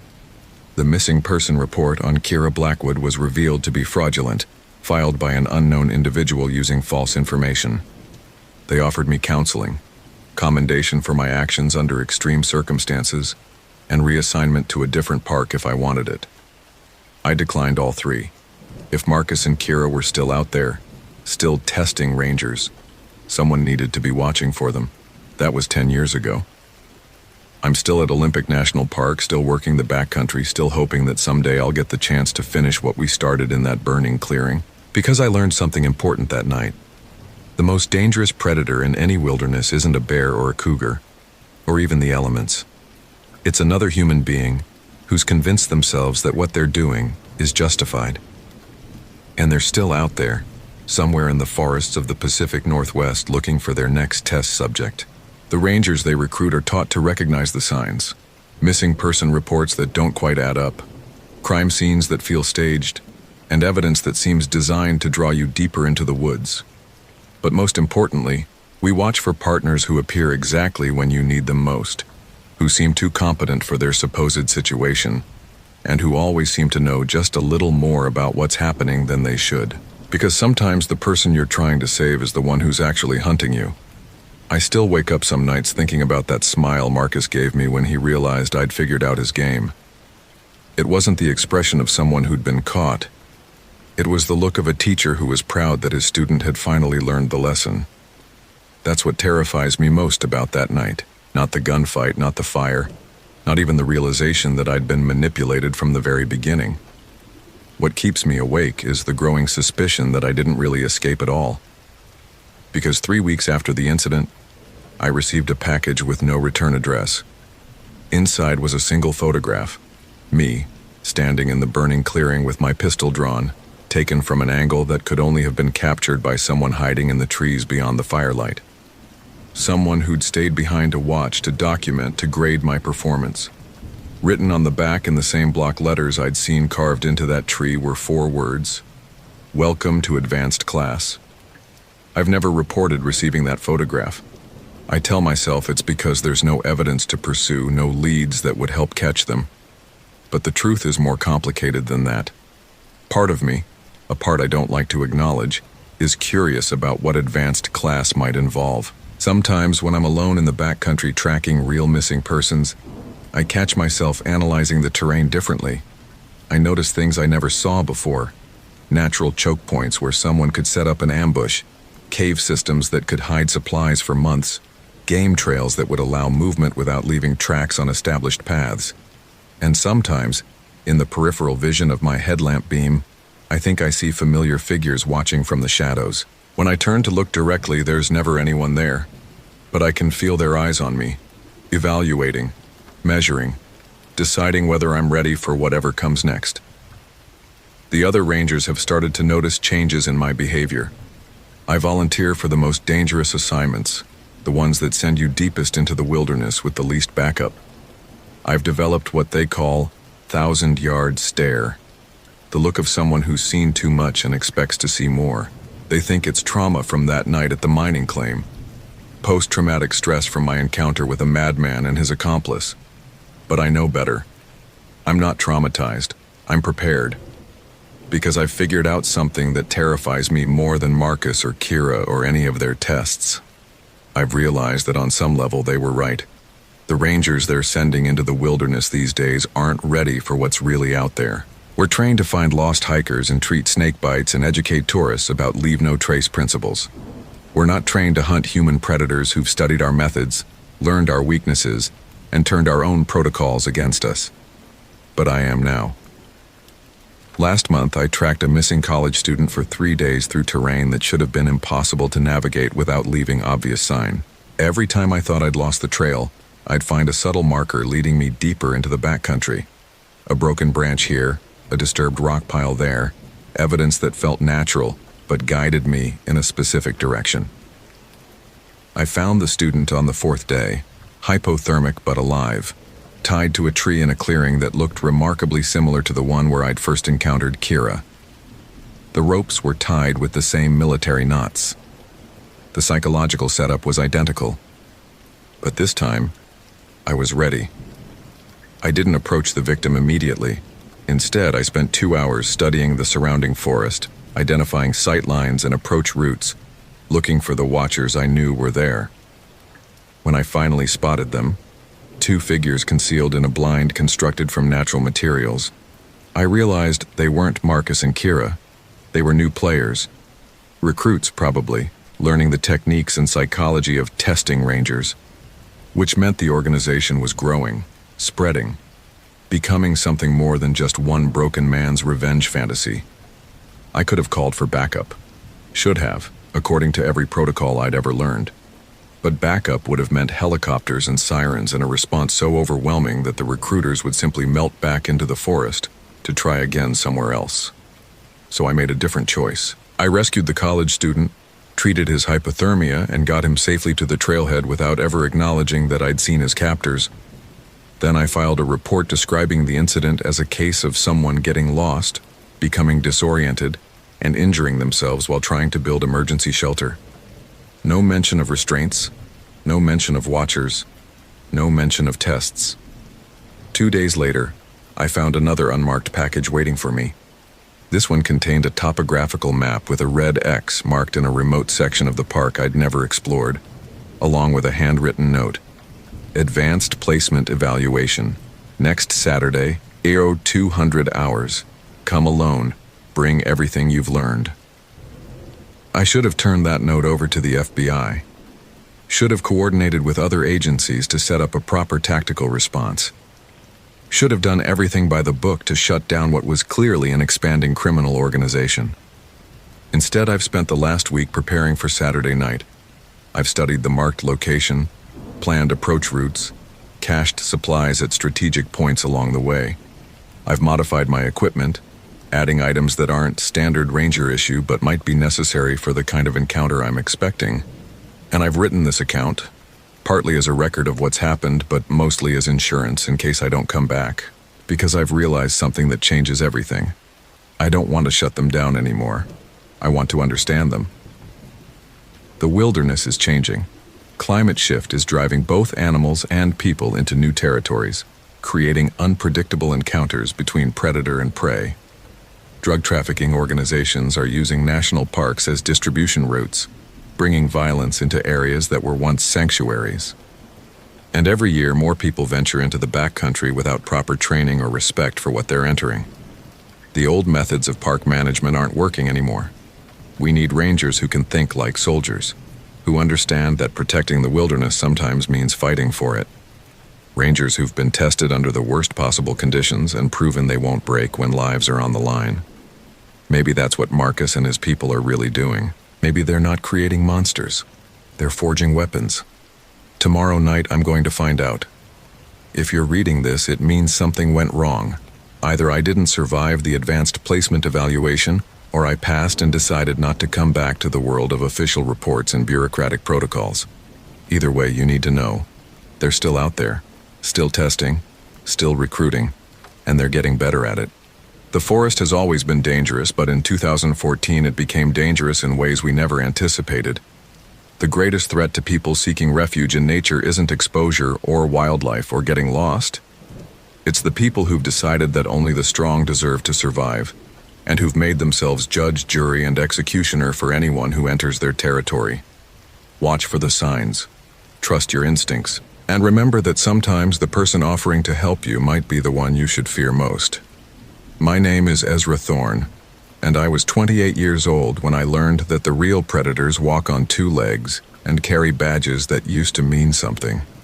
If I don't make it back from Saturday night, tell them I went hunting. And if you see someone who looks like me in the woods after that date, be very careful about accepting their help, because by then, I might not be coming to rescue you. I might be testing whether you deserve to survive.